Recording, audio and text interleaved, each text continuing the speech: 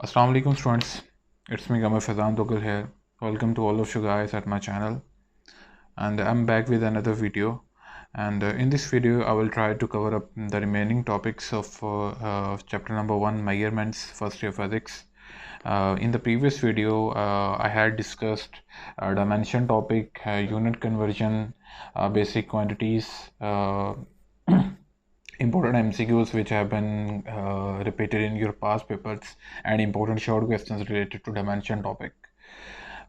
So in this video we will try to hit upon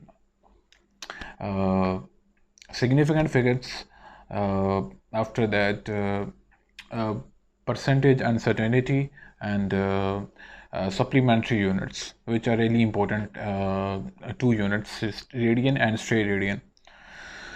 so watch this video completely, और अगर आप लोगों ने प्रीवियस वीडियो को स्किप कर दिया है तो काइंडली उसको वॉच लाजमी कीजिएगा, क्योंकि उसमें मैंने आप लोगों के लिए शॉर्ट क्वेश्चन MCQ सॉल्व किए हैं। तो जिसको कभी किसने अभी तक कभी फिज़िक्स को टच ही नहीं किया, जिसकी फ़िज़िक्स की तैयारी नहीं है, तो पहले चैप्टर को वो अच्छी तरह तैयार करी। इसी वजह से मैं एक लेंथी वीडियोस आप लोगों के लिए बना रहा हूँ। वो जो लेक्चर है वो लाजमी सुनिएगा, उसको स्किप नहीं कीजिएगा। उस लेक्चर का जो लिंक है इस वीडियो के डिस्क्रिप्शन के अंदर भी बाय द वे मौजूद है, आप देख सकते हैं उसको। So without wasting any time, let's start the video. इसमें रिमेनिंग टॉपिक सब हैं सिग्निफिकेंट फिगर्स के, और यहाँ पे परसेंटेज अनसर्टेनिटी के। अच्छा, कुछ MCQs थे मैंने देखे हैं पास पेपर्स में जो रिपीट हुए हैं, मैंने यहाँ पे कुछ मेंशन किए हैं, मैं आप लोगों के साथ डिस्कस करता हूँ। ये MCQs है, the number of colours used in process of colour printing to produce the entire range of colours, यानी कलर की जितने भी कलर्स हैं उनकी रेंज प्रोड्यूस करने के लिए 4 बेसिक कलर्स यूज़ होते हैं। ठीक है, अब वो याद रखिएगा। ये एक थ्योरेटिकल MCQs है, रट्टे वाला MCQs है, समझ लो, को याद रख लो। मुझे पहले आइडिया नहीं था कि ये इस बुक का है, क्योंकि मेरे पास टेक्स्ट बुक नहीं है अवेलेबल। मेरे पास ये जो है ना हैंड बुक है, इसके ऊपर MCQs और शॉर्ट क्वेश्चंस है, जो कि मैं आप लोगों को यहाँ पे प्रोवाइड कर रहा हूँ। मैंने प्रीवियस वीडियो के अंदर ना आप लोगों को PDF फाइल भी शेयर की थी। आप लोगों ने शायद अगर उस वीडियो को सुना है तो उसके अंदर मैंने PDF फाइल शेयर की थी MCQs की, और after that short questions, exercise के भी और एक्स्ट्रा शॉर्ट क्वेश्चंस भी। एनीवेज, अगला MCQs यहाँ पे फिर इस तरह आया कि इन कलर प्रिंटिंग, ये मैं बताता हूँ आपको, ये राउंडेड ऑफ वाला है, ये सिग्निफिकेंट फिगर्स के रिलेटेड है, तो मैं टॉपिक पूरा ये डिस्कस करूँगा आप लोगों के साथ, don't worry. In colour printing the whole range of colours can be obtained by mixing 4 colours, ये हम पहले भी डिस्कस कर चुके हैं। आफ्टर दैट ये डायमेंशन का टॉपिक प्रीवियस वीडियो के अंदर डिस्कस किया था। आपको आइडिया होगा कि मैंने बताया था कि काइनेटिक एनर्जी की कोई भी टाइप है, काइनेटिक है या पोटेंशियल है, उसका वर्क डन का यूनिट और टॉर्क का यूनिट ना सेम है। ठीक है, तीनों चीज़ों का यूनिट जो है वो आपके पास जॉल है। ठीक है, उसने कहा है कि आपने रेशियो लेनी है काइनेटिक एनर्जी और पावर की डायमेंशन। तो ऊपर आप काइनेटिक एनर्जी की डायमेंशन लिखेंगे और नीचे आप पावर की डायमेंशन लिखेंगे। जस्ट गिव मी 1 सेकेंड, ये बॉल पॉइंट। ठीक है, काइनेटिक एनर्जी और नीचे पावर।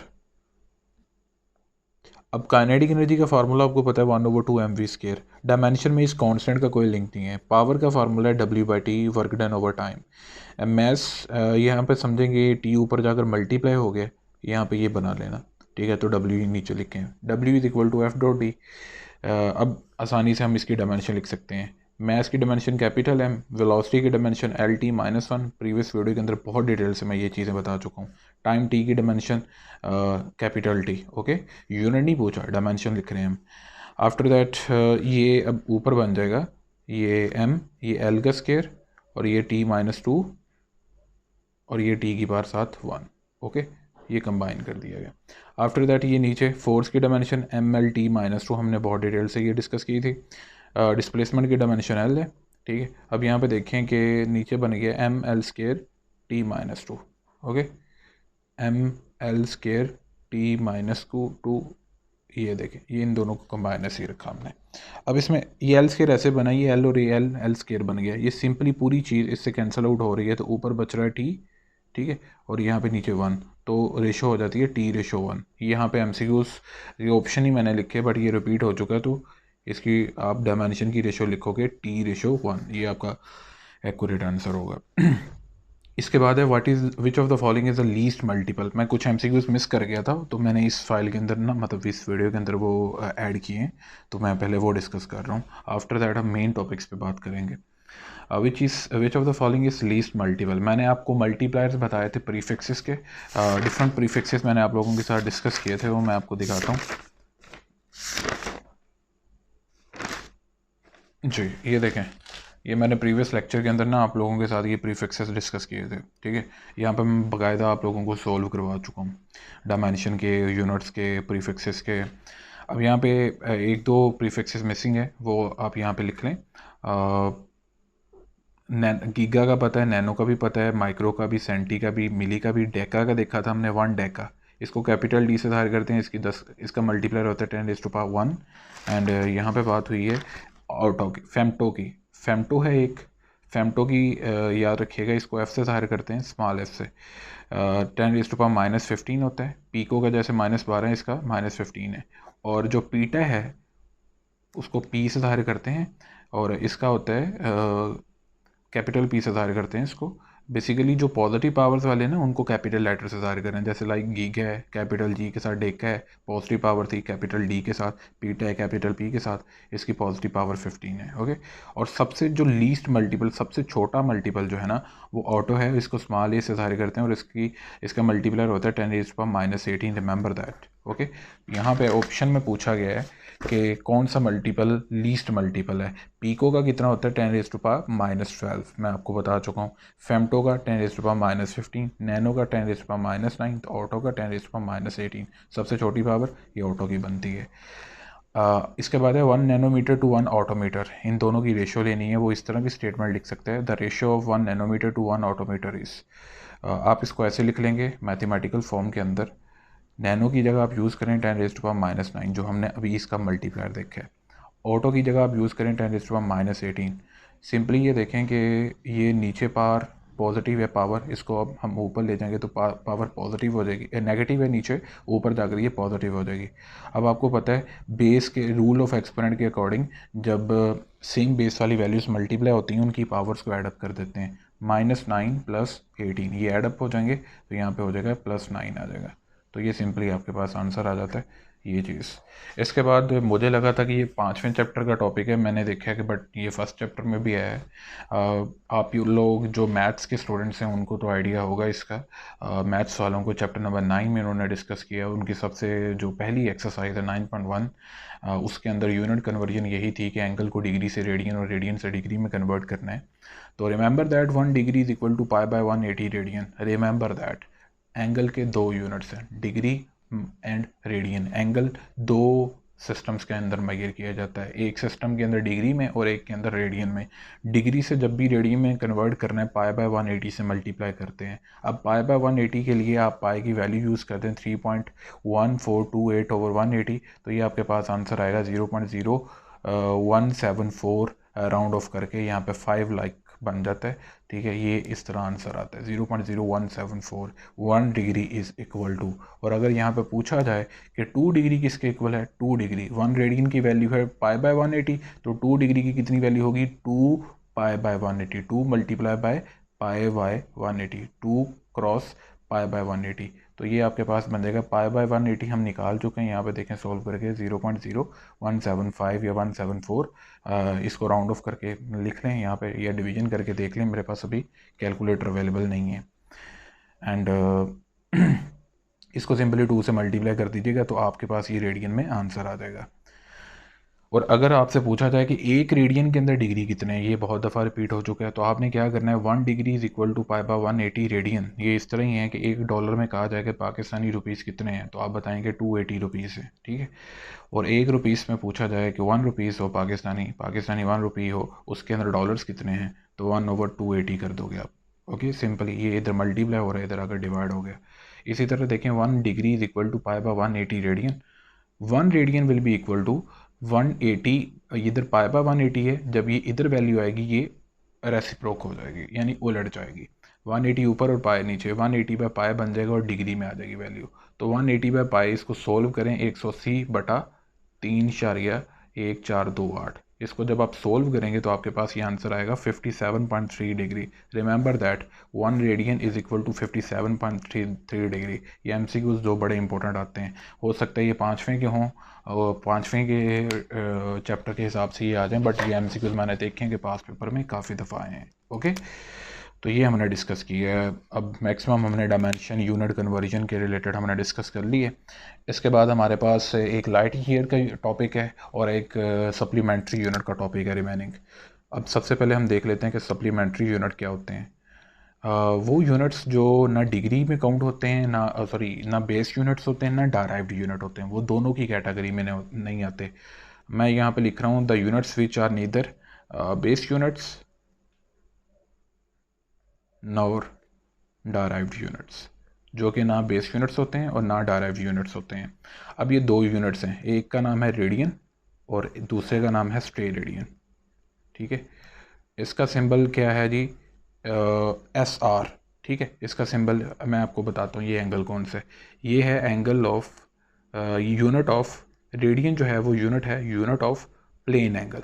किसका है? रिमेंबर दैट वो पूछेगा ऐसा unit of plane angle is, आप बताएंगे रेडियन। ये यूनिट है प्लेन एंगल का। अब प्लेन एंगल क्या होता है? Angle between simply two lines. Let's suppose these two lines are intersecting at this point and at this point an angle theta is making, यहाँ पे उसको थीटा कह देते हैं। ठीक है, वो जो थीटा बन रहा है उसका यूनिट क्या है? रेडियन है। थीटा रेडियन का एंगल बन रहा है। ओके, तो मैं यहाँ पे ये बात कर रहा हूँ कि प्लेन एंगल का यूनिट क्या होता है? रेडियन। ठीक है, प्लेन एंगल में क्या होता है? जब सिंपली दो लाइन इंटरसेक्ट करती हैं वहाँ पे एंगल बनता है, उसको थीटा का नाम देते हैं, which is radian. Okay, after that just 1 second, 1 second जी। So radian is unit of plane angle. Plane angle कब बनता है? जब दो लाइन सिंपली इंटरसेक्ट करती हैं, और इसका सिंबल क्या होता है? थीटा। और आपने ये फर्स्ट ईयर मैथ्स के स्टूडेंट्स को तो आइडिया होगा, 9th चैप्टर में उन्होंने स्टडी किया होगा। Theta is equal to L और आर, या L is equal to R theta, उन्होंने ये रिलेशन स्टडी किया होगा। ओके, ये थीटा, ये प्लेन एंगल का थीटा है। ठीक है, और इसका यूनिट क्या होता है? रेडियन होता है। एंड आफ्टर दैट इसकी रेंज क्या? अच्छा, ये जो प्लेन एंगल होता है ये क्या होता है जी? Plane angle is two dimensional. Remember that plane angle is two dimensional, ये भूलिएगा मत।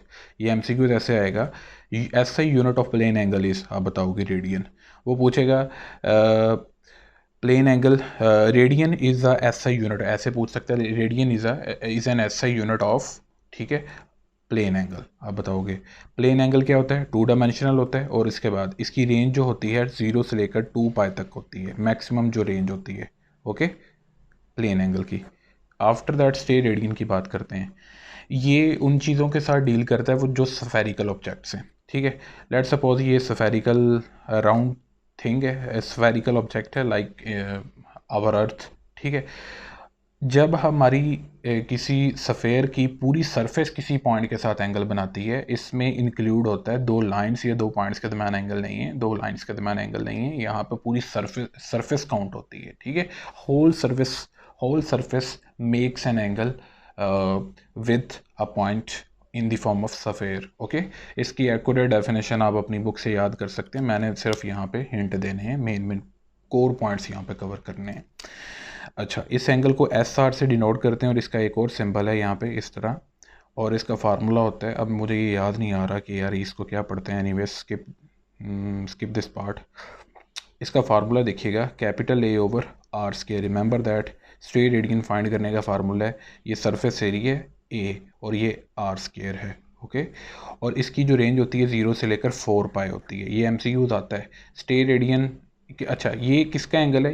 रेडियन जो है वो यूनिट था, स्टे रेडियन भी इसी तरह यूनिट है। ओके, रेडियन यूनिट था, यूनिट ऑफ प्लेन एंगल का, और ये जो स्टे रेडियन है ये यूनिट है सॉलिड एंगल का।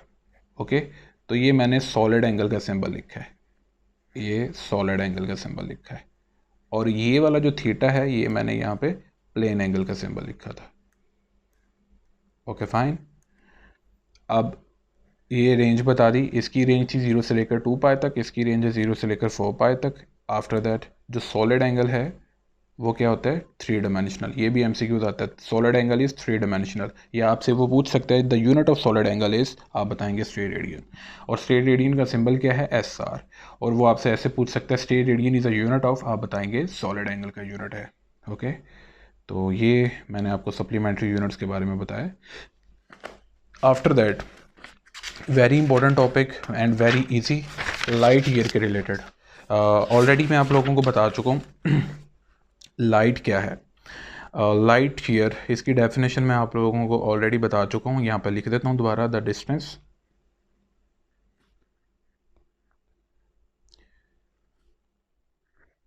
कवर्ड बाय लाइट ऑफ होगी, the distance covered by light, the distance covered by light in 1 year is called light year. Okay, and after that इसका मैं बता चुका हूँ, इट्स ऐसे यूनिट इज मीटर, क्योंकि ये डिस्टेंस है तो इसका ऐसे यूनिट क्या होता है, मीटर। या बोलना चाहिए कि एमसीक्यूज में आता है। इट्स डायमेंशन इज, अब जो डिस्टेंस की डायमेंशन है वही इसकी डायमेंशन होगी, इसकी डायमेंशन होती है एल। अब हमने ये फाइंड करना है हाउ मैनी मीटर्स, ये क्वेश्चन आता है, ये आपका न्यूमेरिकल प्रॉब्लम है, आपको मैं दिखाता हूँ, ये आपके शॉर्ट में आ सकता है। सबसे पहले इसके रिलेटेड कुछ एमसीक्यूज देखें, ये एमसीक्यूज में भी आ सकते हैं, ये आपके शॉर्ट में भी आ सकते हैं। आपकी न्यूमेरिकल प्रॉब्लम्स में 1.2 है, आगे वाले न्यूमेरिकल प्रॉब्लम्स तो मैंने डायमेंशन के रिलेटेड थे वो करवा दिए हैं, ये रहते हैं हम हमारे 1.2 और 1.1 करना है हमने अभी। सबसे पहले how many seconds are there in 1 year, एक साल के अंदर कितने सेकंड्स हैं। सबसे पहला क्वेश्चन ये है, how many seconds are there in 1 year। आप बताएंगे कि 1 year is basically equal to 365 days and you know that 1 day is basically equal to 24 hours। पहले डेज में जाएं फिर आवर्स में जाएं। एक दिन में 24 घंटे हैं तो 365 दिनों में घंटे कितने होंगे, 365 ज़रब 24 कर दें। ओके, इसके बाद 1 आवर, एक घंटे में आपको पता है 60 मिनट होते हैं, तो यहाँ पे घंटे कितने, 365 ज़रब 24, तो इतने टोटल आवर्स हैं। एंड पे हम मल्टीप्लाई करेंगे ना इनको, 365 ज़रब 24 है, इसको 60 से मल्टीप्लाई कर दें, ठीक है। तो ये आवर से हम मिनट्स में चले गए। अब हमने फाइनल जाना है सेकंड में, क्योंकि हमने सेकंड्स कैलकुलेट करने हैं। यू नो दैट कि एक मिनट हो अगर आपके पास, 1 मिनट के अंदर 60 सेकंड्स होते हैं, तो यहाँ पे तो मिनट्स कितने हैं हमारे पास, 365 क्रॉस 24 क्रॉस 60। तो इसको सिंपली क्या करो, 365 क्रॉस 24 क्रॉस 60 क्रॉस 60, ठीक है। तो ये आप सेकंड्स में चले गए हो। जब आप इसको मल्टीप्लाई करते हो, अभी मेरे पास कैलकुलेटर नहीं है, मैं डायरेक्ट बता देता हूँ आपको। जब आप इसको मल्टीप्लाई करोगे स्टूडेंट्स, तो आपके पास आएगा 3.1536 क्रॉस 10⁻7। ओके, ये आंसर आएगा, ये हम लिख देते हैं 3.1536। आप इसको 2 डेसिमल प्लेसेस तक भी लिख सकते हो। ये डेसिमल पॉइंट है और ये फर्स्ट डेसिमल प्लेस है, ये सेकंड डेसिमल प्लेस है, ये थर्ड है, ये फोर्थ है। तो आप इसको 2 डेसिमल प्लेसेस तक भी लिख सकते हो। आगे है क्रॉस 10⁻7 सेकंड, तो एक साल के अंदर इतने सेकंड होते हैं, ये याद रखना है, आपका एमसीक्यूज हो सकता है। 1 year is basically equal to 3.15 cross 10⁻7 seconds, remember that. ये मैंने ए पार्ट कर दिया, ये मैं प्रॉब्लम आपको करवा रहा हूँ यहाँ पे, प्रॉब्लम नंबर 1.2 यानी न्यूमेरिकल 1.2 करवा रहा हूँ। अब इसका बी पार्ट है जो आपका शॉर्ट हो सकता है, how many nano seconds are there. इसका सी पार्ट पहले बी पार्ट ही करते हैं चले, how many nano seconds in 1 year।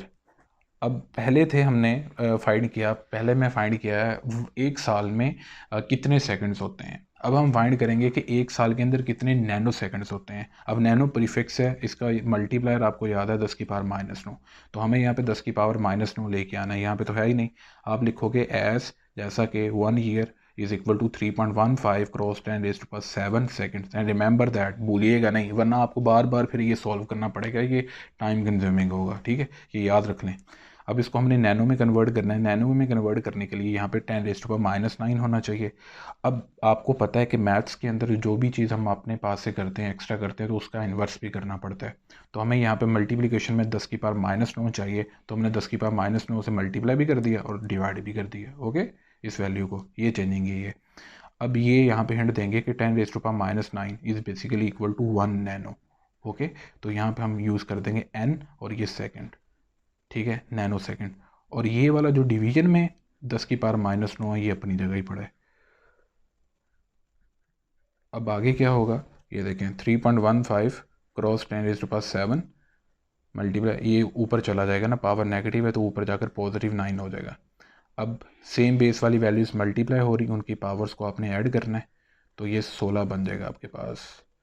3.15 cross 10⁻16 nano second. तो एक साल के अंदर ये आपके पास यहाँ पे एक साल के अंदर इतने नैनो सेकंड्स आ गए हैं। ओके, ये भी मैंने आप लोगों को करवा दिए। अगर माइक्रो की बात करता, लेट सपोज वो कहता how many microseconds are there in 1 year. Microseconds की जगह के लिए आपने जस्ट इतना करना था कि 10⁻⁹ की जगह इसका मल्टीप्लाई 10⁻⁶ यूज़ करना था। ओके, ये आपके एमसीक्यूज़ में भी हो सकता है, आपके शॉर्ट में भी हो सकता है, और ये भी एमसीक्यूज़ में सी पार्ट भी हो सकता है और शॉर्ट भी हो सकता है। हाउ मैनी, अब हम उलट करेंगे, how many years in 1 second. पहले हमने फाइंड किया था कि एक साल के अंदर इतने सेकेंड है। ज़ुबानी याद रखिएगा, मैं यहाँ पर लिख रहा हूँ, आप अपने जहन में ज़ुबानी इसको रिमाइंड कीजिएगा। 3.15 क्रॉस 10⁻⁷ सेकेंड्स हैं, ठीक है, एक साल के अंदर। तो अब बताना है कि एक सेकंड हो उसके अंदर साल कितने। एज हम लिखेंगे 1 year is basically equal to 3.15 cross 10⁻⁷ seconds, एक सेकंड। अब वैसे ही है जैसे कि $1 में आपको पता है 280 पाकिस्तानी रुपी हैं। 1 rupee is equal to 1/280 okay, तो यहाँ पे ऐसे ही करना है। एक साल में इतने सेकंड्स है, इतने ज़्यादा सेकंड्स है, 10⁻⁷ है, +7 है, तो यानी बहुत बड़ी वैल्यू है। तो एक सेकंड में साल निकालने हैं, इस पूरी वैल्यू को इधर लाकर डिवाइड कर दो। इधर 1 है, इसके साथ आप लाकर डिवाइड कर दो। जहाँ पे कुछ नहीं बचता मल्टीप्लिकेशन में, वहाँ पे 1 बचता है, यहाँ पे 1 इस वजह से लिखा है। अब हम इसको सोल्व करेंगे तो आपके पास ये सिंपल ही बनेगा 3.1, ये 1 ओवर ये करोगे ना आप, तो ये सिंपली ऐसे वैल्यू आ जाएगी, -8 पावर हो जाएगी, एक पावर बढ़ जाएगी और नेगेटिव हो जाएगी। तो एक सेकंड के अंदर इतने ईयर्स होते हैं, रिमेंबर दैट। अब लाइट ईयर के related 1 light year is equal to, तो ये एक एमसीक्यू आता है, लाइट ईयर इज़ अ, आप बताओगे light year is a distance. ये 4 ऑप्शन होंगे, उसमें से डिस्टेंस का ऑप्शन आप मार्क करोगे। इसके बाद वो एक एमसीक्यू देता है 1 light year is equal to, एक लाइट ईयर किसके इक्वल है। 1 light year is equal to, एक लाइट ईयर किसके इक्वल है। तो हमने ये कैसे फाइंड करना है, तो आपको बेसिकली डिस्टेंस फाइंड करना है। लाइट ईयर क्या है, बेसिकली डिस्टेंस है, तो डिस्टेंस फाइंड करना है। इसके लिए आप फार्मूला लगाओगे, वेलोसिटी इज़ इक्वल टू, आपका जो क्वेश्चन बनेगा, ये प्रॉब्लम 1.1 का है, ये क्वेश्चन आपका ऐसे आ सकता है, how many metres are there in 1 light year. ये जस्ट इतना लिखा आएगा, ठीक है, कि एक लाइट ईयर के अंदर हो कितने मीटर्स हैं, यानी डिस्टेंस निकालना है। आप लिखोगे एज, जैसा कि velocity is basically equal to speed is equal to, ये स्पीड लिख लो चाहे, speed is equal to distance over time. अब लाइट की स्पीड को स्मॉल सी से ज़ाहिर करते हैं, डिस्टेंस को एस से ज़ाहिर करते हैं, टाइम को टी से ज़ाहिर करते हैं।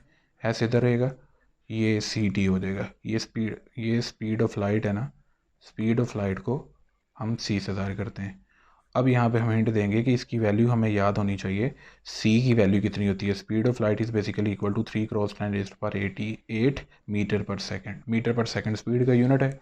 अब टाइम कितना है, time is equal to 1 year, और हम ये निकाल चुके हैं। मैं ऑलरेडी बता चुका हूँ कि आपको बार बार नहीं यहाँ पे सोल्व करना, एक साल में सेकंड्स निकालने हैं।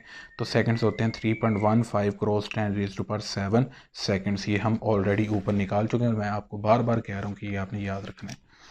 तो यहाँ पे आप वैल्यू पुट करें 3.15 क्रॉस 10⁻⁷, और यहाँ पे टाइम टी पुट करें, बल्कि टाइम टी पुट हो गया, पहले यहाँ पे सी की वैल्यू इधर पुट करें, 3 क्रॉस 10⁸। तो जब आप डिस्टेंस इसका निकालोगे 9.5 बल्कि 9.5 इनको मल्टीप्लाई करके आपके पास एस डिस्टेंस आएगा। ये लाइट ईयर का डिस्टेंस है जो लाइट कवर करती है एक साल के अंदर। ये लो 9.5 इज इक्वल टू 10⁻15 मीटर। तो आपको MCQ आएगा 1 light year is equal to, आप मार्क वहाँ पे लिखोगे 9.5 क्रॉस 10⁻15 मीटर। ज़ुबानी भी याद होना चाहिए MCQs के लिए, और आपको ये सॉल्व भी करने आना चाहिए। मैंने आपको ये सॉल्व भी करवा दिए। ओके, अब ये लाइट ईयर के रिलेटेड MCQs हो चुके हैं हमारे। अब हमारा जो टॉपिक है ना वो है कि परसेंटेज अनसर्टेनिटी फाइंड करनी है और सिग्निफिकेंट फिगर्स। अब ये रजिस्टर तो एंड हो गया है, अब इसके हम कुछ पेजेस फाड़ लेते हैं, क्योंकि मैंने जो यहाँ पे ना पास पेपर्स के MCQs लिखे हैं मैं उसके हवाले से आपको यहाँ पे ना समझाऊंगा। अब हम सिग्निफिकेंट फिगर्स और जो परसेंटेज अनसर्टेनिटी है उसकी बात करते हैं। तो सबसे पहले रूल समझ लें। Significant figures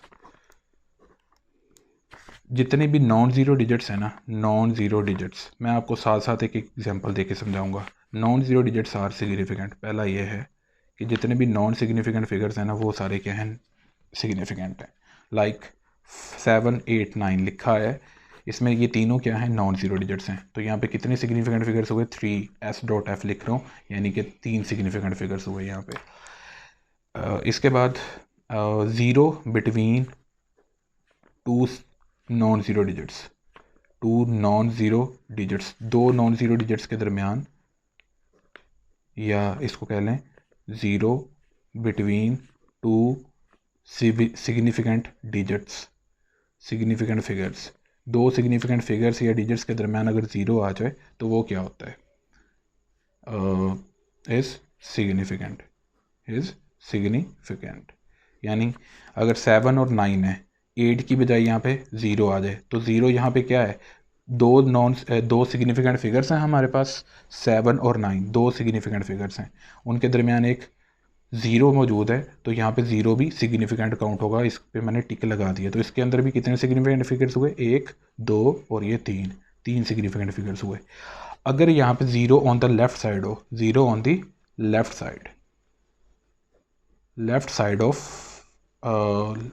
left side of value, इसको बोलते हैं लीडिंग ज़ीरो। क्या बोलते हैं इसको, आप इसको लिख सकते हो लीडिंग ज़ीरोस, ठीक है, आर नॉन सिग्निफिकेंट। जितने भी ज़ीरो आपके लेफ्ट साइड पे आते हैं हमेशा वैल्यू के, वो क्या होते हैं, नॉन सिग्निफिकेंट्स। ओके, ये ऐसे है 0.0079। तो इसमें ये दोनों मैटर नहीं करते। तो सिग्निफिकेंट फिगर्स कितने, जस्ट 2 हैं, 2 सिग्निफिकेंट फिगर्स हैं। और लाइक ये इस तरह हो 0.0079, तो इस केस में भी ये लीडिंग ज़ीरोस हैं, ये नॉन सिग्निफिकेंट्स हैं, नॉन सिग्निफिकेंट्स, ठीक है। तो यहाँ पे सिग्निफिकेंट फिगर्स कितने हैं, जस्ट 2 हैं। इसके अंदर भी 2S.F हैं, 2 सिग्निफिकेंट फिगर्स हैं। अब बात आती है कि 0 राइट साइड पे अगर हो, 0 आपका राइट साइड की फॉर्म में हो,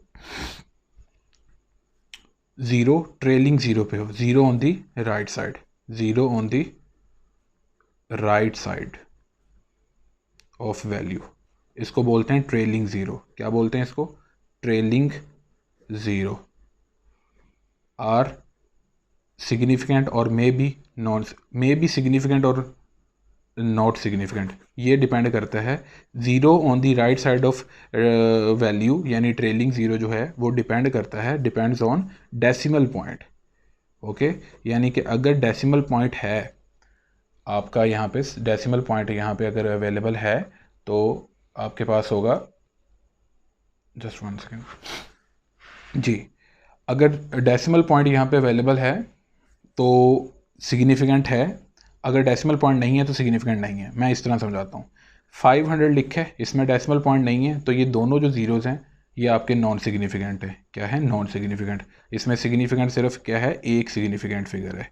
और अगर इसको ऐसे करो कि 0 0 लिखा है, तो इसमें ये 5 भी सिग्निफिकेंट है, ये 0 भी सिग्निफिकेंट है और ये 0 भी सिग्निफिकेंट है। यानी कि 0 जो राइट साइड पे आता है वो डेसिमल पॉइंट पे डिपेंड करता है। अगर डेसिमल पॉइंट नहीं है, डेसिमल पॉइंट की फॉर्म में वैल्यू नहीं है, तो उसमें ज़ीरोज़ जो राइट साइड पे आए हैं वो सिग्निफिकेंट फिगर्स नहीं होंगे, सिर्फ नॉन ज़ीरो डिजिट आपका सिग्निफिकेंट होगा।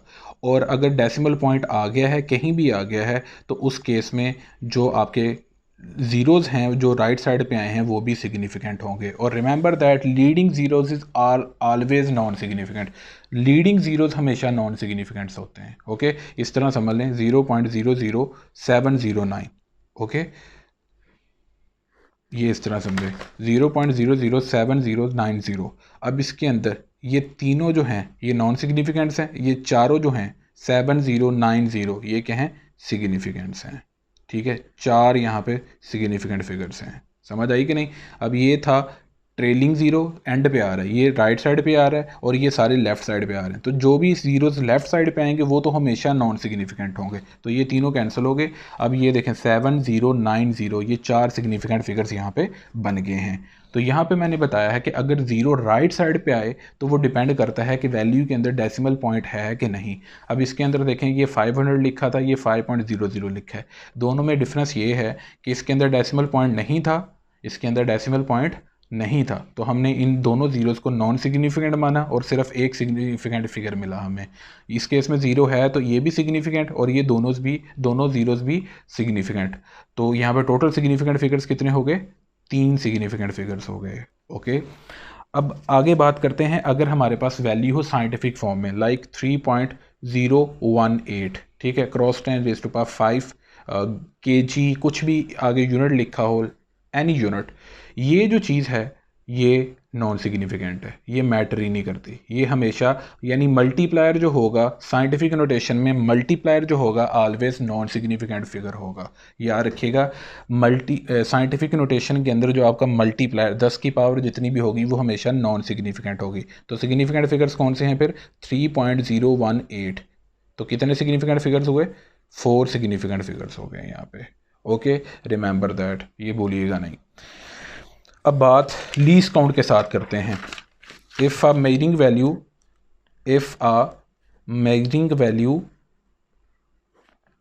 Has least count, measuring instrument, if you are given, या ऐसे लिख लेते हैं, अगर आपको दिया हो एक मेजरिंग वैल्यू दी हो, लेट्स सपोज आपने कोई रेडियस फाइंड किया है, कोई आपने लेंथ फाइंड की है, कोई वॉल्यूम फाइंड किया है। If you are given measuring value with the least count of instrument, with the least count, LC लिख रहा हूँ, इसको लीस्ट काउंट पढ़ते हैं, लीस्ट काउंट ऑफ इंस्ट्रूमेंट, यानी जिस इंस्ट्रूमेंट को यूज़ करके आपने यानी कि बैलेंस को या कुछ भी आपने वेट मेजर किया है, लेंथ मेजर की है, एनीथिंग, जिस इंस्ट्रूमेंट को यूज़ करके आपने वो मेजरिंग वैल्यू फाइंड की है, आपको वो मेजरिंग वैल्यू दी हो, साथ लीस्ट काउंट भी दिया हो, तो इस केस में आप कैसे फिर सिग्निफिकेंट फिगर्स फाइंड करते हैं? तो इन दिस केस देन हम लिखेंगे then significant figures depend on least count, number of significant figures depends on least count. Okay, least count of instrument, वो उस इंस्ट्रूमेंट के लीस्ट काउंट पर डिपेंड करता है। इसके रिलेटेड बहुत ही इंपॉर्टेंट MCQs मैं आपको बताता हूँ। ये देखें जी, कहता है इन अ मेजरमेंट, आपको मेजरमेंट दी है 8000 kg if the scale has a least count of 10 kg। ठीक है, अब यहाँ पे देखें, जो अगर तो सिंपली वैल्यू दी होती 8000, मेरी बात समझ रहे हैं, अगर यहाँ पे सिंपली वैल्यू दी होती 8000, ठीक है, तो हम यहाँ पे कहते हैं कि जी ये तीनों ज़ीरोज़ जो हैं वो कैंसिल हो गए हैं और यहाँ पे सिर्फ एक ही सिग्निफिकेंट फिगर है वो जो कि है 8।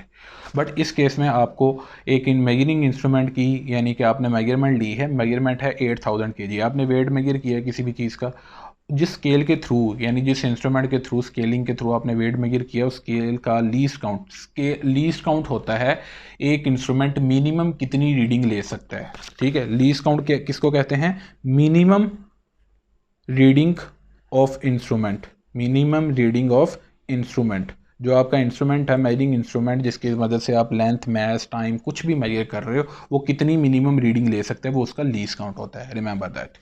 अब इस केस में आपको लीस्ट काउंट दिया है कि जिस स्केल के ज़रिए आपने ये मास फाइंड किया है 8000 kg, उसका लीस्ट काउंट है 10 kg। Then number of significant figures बताओ। तो ये गलत मैंने मार्क किया है, ये पहले मैंने गलत मार्क कर दिया था, तो मैं आपको ये बताता हूँ अभी क्योंकि मैंने पहले रूल्स नहीं डिस्कस किए थे वीडियो के अंदर, तो इस वजह से मैंने ये फिर लग गया मुझसे, ये मैं आपको बताता हूँ, डोंट वरी अबाउट दिस। फिर इस केस में आप ये करोगे, यहाँ पे आप लिखोगे मेजरिंग वैल्यू। लेट सपोज इस साइड पे मेजरिंग वैल्यू लिखो और इधर लिख लो लीस्ट काउंट, और इधर बताओ number of significant figures, number of S dot F. यहाँ पे मेजरिंग वैल्यू कितनी है 8000 kg। ओके, तो लीस्ट काउंट कितना है 10 kg। इसके लिए आप सिंपली इसको ना पहले साइंटिफिक फॉर्म में लिखो, साइंटिफिक नोटेशन में। अब साइंटिफिक नोटेशन में लिखने का एक सिंपल सा तरीका है, ये ऑर्डिनरी फॉर्म में है। ऑर्डिनरी फॉर्म में आपको कहीं भी डेसिमल पॉइंट ना नज़र आए तो बाय डिफ़ॉल्ट वो एंड पे होता है। इस डेसिमल पॉइंट को मूव करो पहले नॉन ज़ीरो डिजिट के बाद, फर्स्ट नॉन ज़ीरो डिजिट कौन सा है 8, उसके बाद यहाँ पर मूव कर दो। ठीक है, तो ये देखें कितने डिजिट्स मूव किया, 10 की पावर 3। तो यहाँ पे अगर देखा जाए कितने सिग्निफिकेंट फिगर्स हो गए, 4। इस केस में 4 सिग्निफिकेंट फिगर्स नज़र आ रहे हैं। ठीक है, बट लीस्ट काउंट साथ दिया है, आपने क्या करना है, लीस्ट काउंट का जो ज़ीरो है इसके एक ज़ीरो से कैंसिल कर देना है। अब आपको कितने सिग्निफिकेंट फिगर्स नज़र आ रहे हैं इसको नहीं देखना, ये तो हमेशा नॉन सिग्निफिकेंट होगा ना। यहाँ पे लिख रहा हूँ ये नॉन एस डॉट एफ है। ठीक है, कितने सिग्निफिकेंट फिगर्स हो गए, 3SF हो गए। तो यहाँ पे हमने लिख दिया कि नंबर ऑफ़ सिग्निफिकेंट फिगर्स कितने, यहाँ पे 3 हैं। तो इसको आप मार्क करें, इस ऑप्शन को, ए ऑप्शन आपका ओके है। ओके जी। आफ्टर दैट ये अभी मैंने जो स्टार्ट में आपको बताया, which of the following is a supplementary unit steradian. ठीक है, ये मैं आपको बता चुका हूँ। नेक्स्ट इसके रिलेटेड कोई MCQ देखते हैं कौन सा है। अब ये branch of physics which is concerned with ultimate particles, जो पार्टिकल्स से डील करती है वो ब्रांच, वो पार्टिकल फिजिक्स कहलाती है। और एक ये आया है कि normal interval between time interval between normal heart beats, जो इंसानी हार्ट बीट है उसके दरमियान, यानी पहली और दूसरी हार्ट बीट के दरमियान जो दौरानिया है, वक्फा है, वो कितना होता है, रिमेंबर दैट 0.8 सेकेंड। अब इसके अंदर MCQs के अंदर ये वाला MCQs बनता है, क्योंकि ये साइंटिफिक फॉर्म के अंदर है। अगर आपके पास साइंटिफिक कैलकुलेटर है तो आपको फिर कपने की ज़रूरत नहीं है, वरना आप ये सीख लें कि ये पावर कितनी है, -1। इधर इशारिया पड़ा है, जहाँ पे कहीं इशारिया नहीं है तो वहाँ पे लास्ट पे इशारिया होता है, यानी डेसिमल पॉइंट। तो इससे इधर लेफ्ट साइड को एक डिजिट मूव कर दो तो ये 0.8 बन जाएगा। तो ये डी ऑप्शन बनता है इसका। ओके, इसके बाद जो हमारे पास least number of significant figures के रिलेटेड और MCQ है वो देख लेते हैं। ये याद रखिएगा, diameter of milky way galaxy is of the order 10⁻20 metre. ये भी बड़ा इंपॉर्टेंट है। मिल्की वे गैलेक्सी क्या है, जिस गैलेक्सी का हमारा सूरज पार्ट है। ठीक है, उसके बाद हमारे सारे प्लैनेट्स जिस गैलेक्सी के अंदर आते हैं वो मिल्की वे गैलेक्सी है। आई थिंक आपको आइडिया होगा। इसका डायमीटर बताना है। डायमीटर बेसिकली होता है रेडियस का डबल। डायमीटर ये होता है कि अगर एक स्फेरिकल ऑब्जेक्ट है, उसके एक एंड पॉइंट से लेकर दूसरे एंड पॉइंट तक का डिस्टेंस, और वो जो डिस्टेंस है वो लाइन सेंटर में से पास होती हो। ठीक है, तो इस लाइन को बोलते हैं डायमीटर। तो डायमीटर इस केस में आपको नज़र आ रहा होगा ये रेडियस का डबल है। तो इसका हमने मिल्की वे गैलेक्सी का डायमीटर याद रखना है 10⁻20 मीटर। आफ्टर दैट एक और MCQ है, time taken by light from moon to earth. कितना टाइम लगता है रोशनी को चाँद से ज़मीन तक आते हुए, रोशनी को चाँद से ज़मीन तक पहुंचते हुए जो चाँद की रोशनी होती है 1 मिनट 20 सेकंड लगते हैं। एक ये MCQ हो सकता है, और ये MCQ भी हो सकता है आपका कि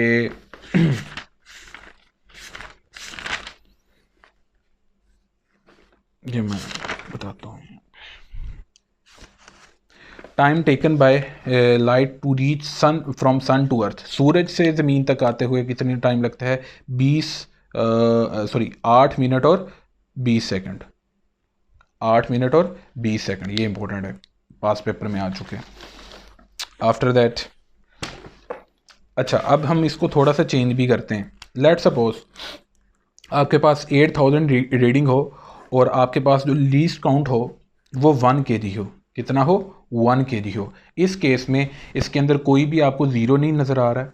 अब यही वो टॉपिक कर रहे हैं, हम इसको वाइंड अप करते हैं। लेट सपोज कि 10 kg के बजाय आपको 1 kg दे दिया है, तो आप देखोगे इसमें ज़ीरो कितने हैं। ज़ीरो कोई नहीं है तो ये इसके साथ कैंसिल नहीं होगा।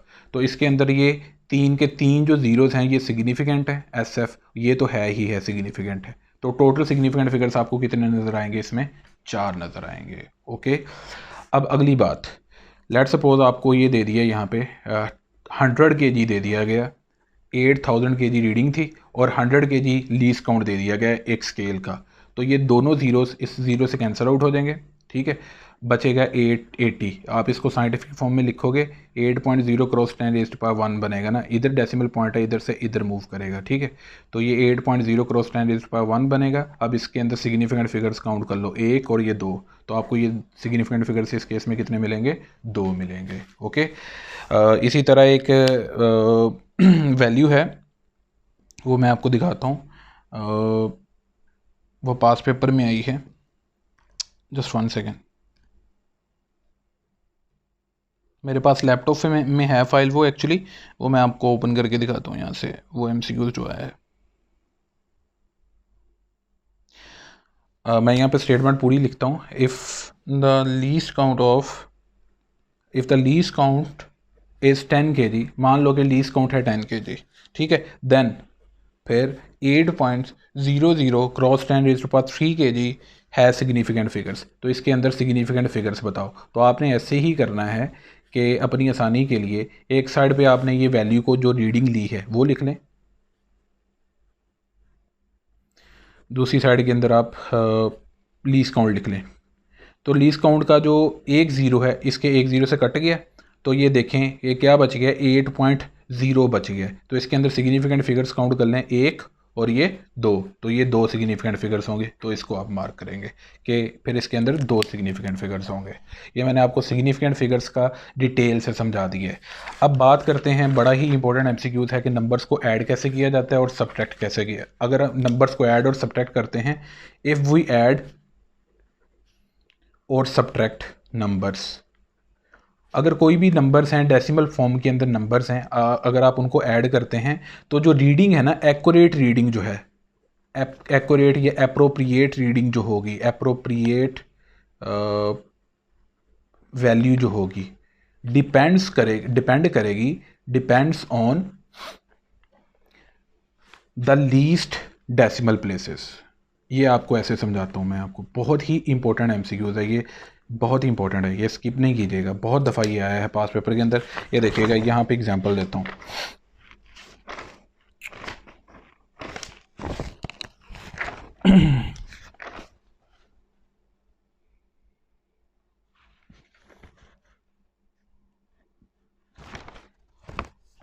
ये देखें, आप एडिशन कर रहे हो किस किस की, ये देखें 5.32, 11.8, 2.189 एंड 0.089। तो ये 4 वैल्यूज़ हैं, हम लिख लेते हैं, हम इनको ऐड कर रहे हैं, ठीक है। आपके पास कैलकुलेटर होगा तो आप कैलकुलेटर से देख लें, अगर वरना मैं आपको एक छोटा सा ट्रिक बताता हूँ कि जब वो 4 ऑप्शंस देगा ना आपको MCQs के अंदर देगा, तो 4 ऑप्शंस में से एक आंसर आपको एक्चुअल आंसर देगा। इसका मतलब ये है कि 4 ऑप्शंस में से आपको एक जो एक्चुअली जमा करके आंसर आता है वो देगा। अब आप कैलकुलेटर से बहरहाल नहीं समझ आई इस पॉइंट की तो कोई मसला नहीं, आपने सिंपल इनको ऐड करना है। उसने बोला है कि एडिशन करनी है इन 4 नंबर्स की, तो आप इन 4 नंबर्स को कैलकुलेटर पर जमा करो तो आपके पास आएगा 19.398, ये आंसर आएगा। ये एक्चुअल आंसर है। मैंने ये बोला है कि 4 ऑप्शंस में से ABCD में से हो सकता है कि ये वैल्यू एक ऑप्शन में दी गई हो, ये नहीं मैं कह रहा कि ये आंसर होगा एक्यूरेट। अब हमने इसको, उसने ये कहा है कि इसको अप्रोप्रिएट प्रिसीजन तक करो, यानी कि इसको प्रीसाइज करो, इस वैल्यू को जो प्रीसाइज करो। मैंने यही लिखा है, इफ़ वी ऐड और सब्ट्रैक्ट नंबर, एक्यूरेट या अप्रोप्रिएट वैल्यू डिपेंड करती है लीस्ट डेसिमल प्लेसेस पे। मतलब ये देखें, ये डेसिमल पॉइंट है, इसके अंदर कितने डेसिमल प्लेसेस हैं? 2 डेसिमल प्लेसेस हैं। इस वैल्यू के अंदर कितने डेसिमल प्लेसेस हैं? 2 डेसिमल प्लेसेस हैं। इसके अंदर कितने हैं? 1 डेसिमल प्लेसेस हैं, ठीक है, 1 डेसिमल प्लेस है, ठीक है। ये इसके अंदर कितने हैं? 3 डेसिमल प्लेसेस हैं, 3 डेसिमल प्लेसेस। और इसके अंदर कितने हैं? 3 डेसिमल प्लेसेस। अब इन चारों वैल्यूज में से देखो लीस्ट डेसिमल प्लेसेस किस वैल्यू के हैं, तो वो इस वैल्यू के हैं। वो आप तो आपने अपनी जो एक्चुअल वैल्यू आई है, जो सम करके जवाब आया है, उसको भी आपने फिर 1 डेसिमल प्लेस तक राउंड ऑफ करना है। आपने इसको फिर आंसर को राउंड ऑफ करना है। We have to round off, rounded off, we have to round off up to 1 decimal place, 1 decimal place तक, क्योंकि चारों वैल्यूज़ में से जिनको आपने ऐड किया उनमें से सबसे लीस्ट डेसिमल प्लेस कितनी प्लेसेस कितनी थी, 1। तो हमने अपने आंसर को 1 डेसिमल प्लेस तक राउंड ऑफ करना है। राउंड ऑफ करने के लिए अब ये देखें क्या करना है। राउंड ऑफ करने के लिए रूल देखिएगा, ये पॉइंट के बाद 1 डेसिमल प्लेस तक हमने लिखना है। 19 तो आएगा ही आएगा, पॉइंट के बाद 1 डेसिमल प्लेस तक आंसर आना चाहिए। इसके लिए आप देखोगे कि 3 से आगे जो डिजिट है 5 या ग्रेटर देन 5 हुआ, अगर 5 या ग्रेटर देन 5 हुआ तो इंक्रीमेंट होगा, increase previous number, previous if 5 और greater than 5 increase previous number by 1, एक नंबर बढ़ा दो। यानी कि अब देखो इसके अंदर ये 9 है, ये 5 से बड़ा है, तो इस प्रीवियस नंबर के अंदर आप एक नंबर बढ़ा दो थी आप, तो आपके पास ये अप्रोप्रिएट आंसर बनेगा 19.4। तो इसका आप चूज़ करोगे 19.4। ओके, इसके रिलेटेड वो और कोई एक वैल्यू भी है, मैं आपको दिखाता हूँ जो पास पेपर में आई है। ये एक्चुअली मैंने आपके तमाम पंजाब बोर्ड्स के 2023 और 2024 के पास पेपर्स में आने वाले पहले चैप्टर के सारे मैंने काउंट किए हैं इसके अंदर MCQs। अब ये देखें जी, ये वाला सिंपली ये देखें, if we add the numbers, if we add the numbers 2.7543, 4.10 and 1.273, ठीक है। अब ये 4 नंबर है जिनको ऐड करना है, 2.7543 प्लस 1.40 सॉरी 4.10 एंड 1.273, इनको ऐड करना है। तो जब आपने इनको ऐड किया, 4 ऑप्शन में से मैंने आपको बताया कि एक वैल्यू आपको एक्चुअल एडिशन करके जो वैल्यू आती है वो बताई होगी। इनको ऐड करके आपके पास कैलकुलेटर पे आंसर आएगा 8.1273, ठीक है। ये एक्चुअल आंसर आया है, ये एक्यूरेट नहीं मैं बता रहा। उसने कहा है कि इसको ना आप राउंड ऑफ करके आंसर बताओ, यानी एक्यूरेट आंसर बताओ, प्रीसाइज वैल्यू बताओ। ये एक्चुअल आंसर आया जो जमा करके आया है, ठीक है। ये विदाउट राउंडिंग ऑफ करके आया है। तो मैं ये बता रहा हूँ, हो सकता है आपके पास कैलकुलेटर ना हो मौजूद या आपको पता ना चले, तो ये आप अपनी कॉमन सेंस के लिए याद रख लें कि 4 ऑप्शंस में से एक MCQs आपको एक्चुअल आंसर वाला दिया होगा जो आपको जमा करके मिलेगी वैल्यू। अब हमने इसको राउंड ऑफ करना है। अब यहाँ पे भी वही रूल कि जिन वैल्यूज़ को ऐड किया है उनके अंदर लीस्ट डेसिमल प्लेसेस किसके अंदर हैं। इसके अंदर कितने हैं जी डेसिमल प्लेसेस? 4 डेसिमल प्लेसेस हैं, 1 2 3 4 डेसिमल प्लेसेस हैं यहाँ पे, ठीक है। इसके अंदर कितनी हैं? 2 डेसिमल प्लेसेस। इसके अंदर कितनी हैं? 3 डेसिमल प्लेसेस। ओके, तो ये इसके अंदर 4 हैं, इसके अंदर 2 हैं, इसके अंदर 3 हैं। तो हम जो अपना आंसर है किसके अकॉर्डिंग करेंगे? वो इसके अकॉर्डिंग करेंगे।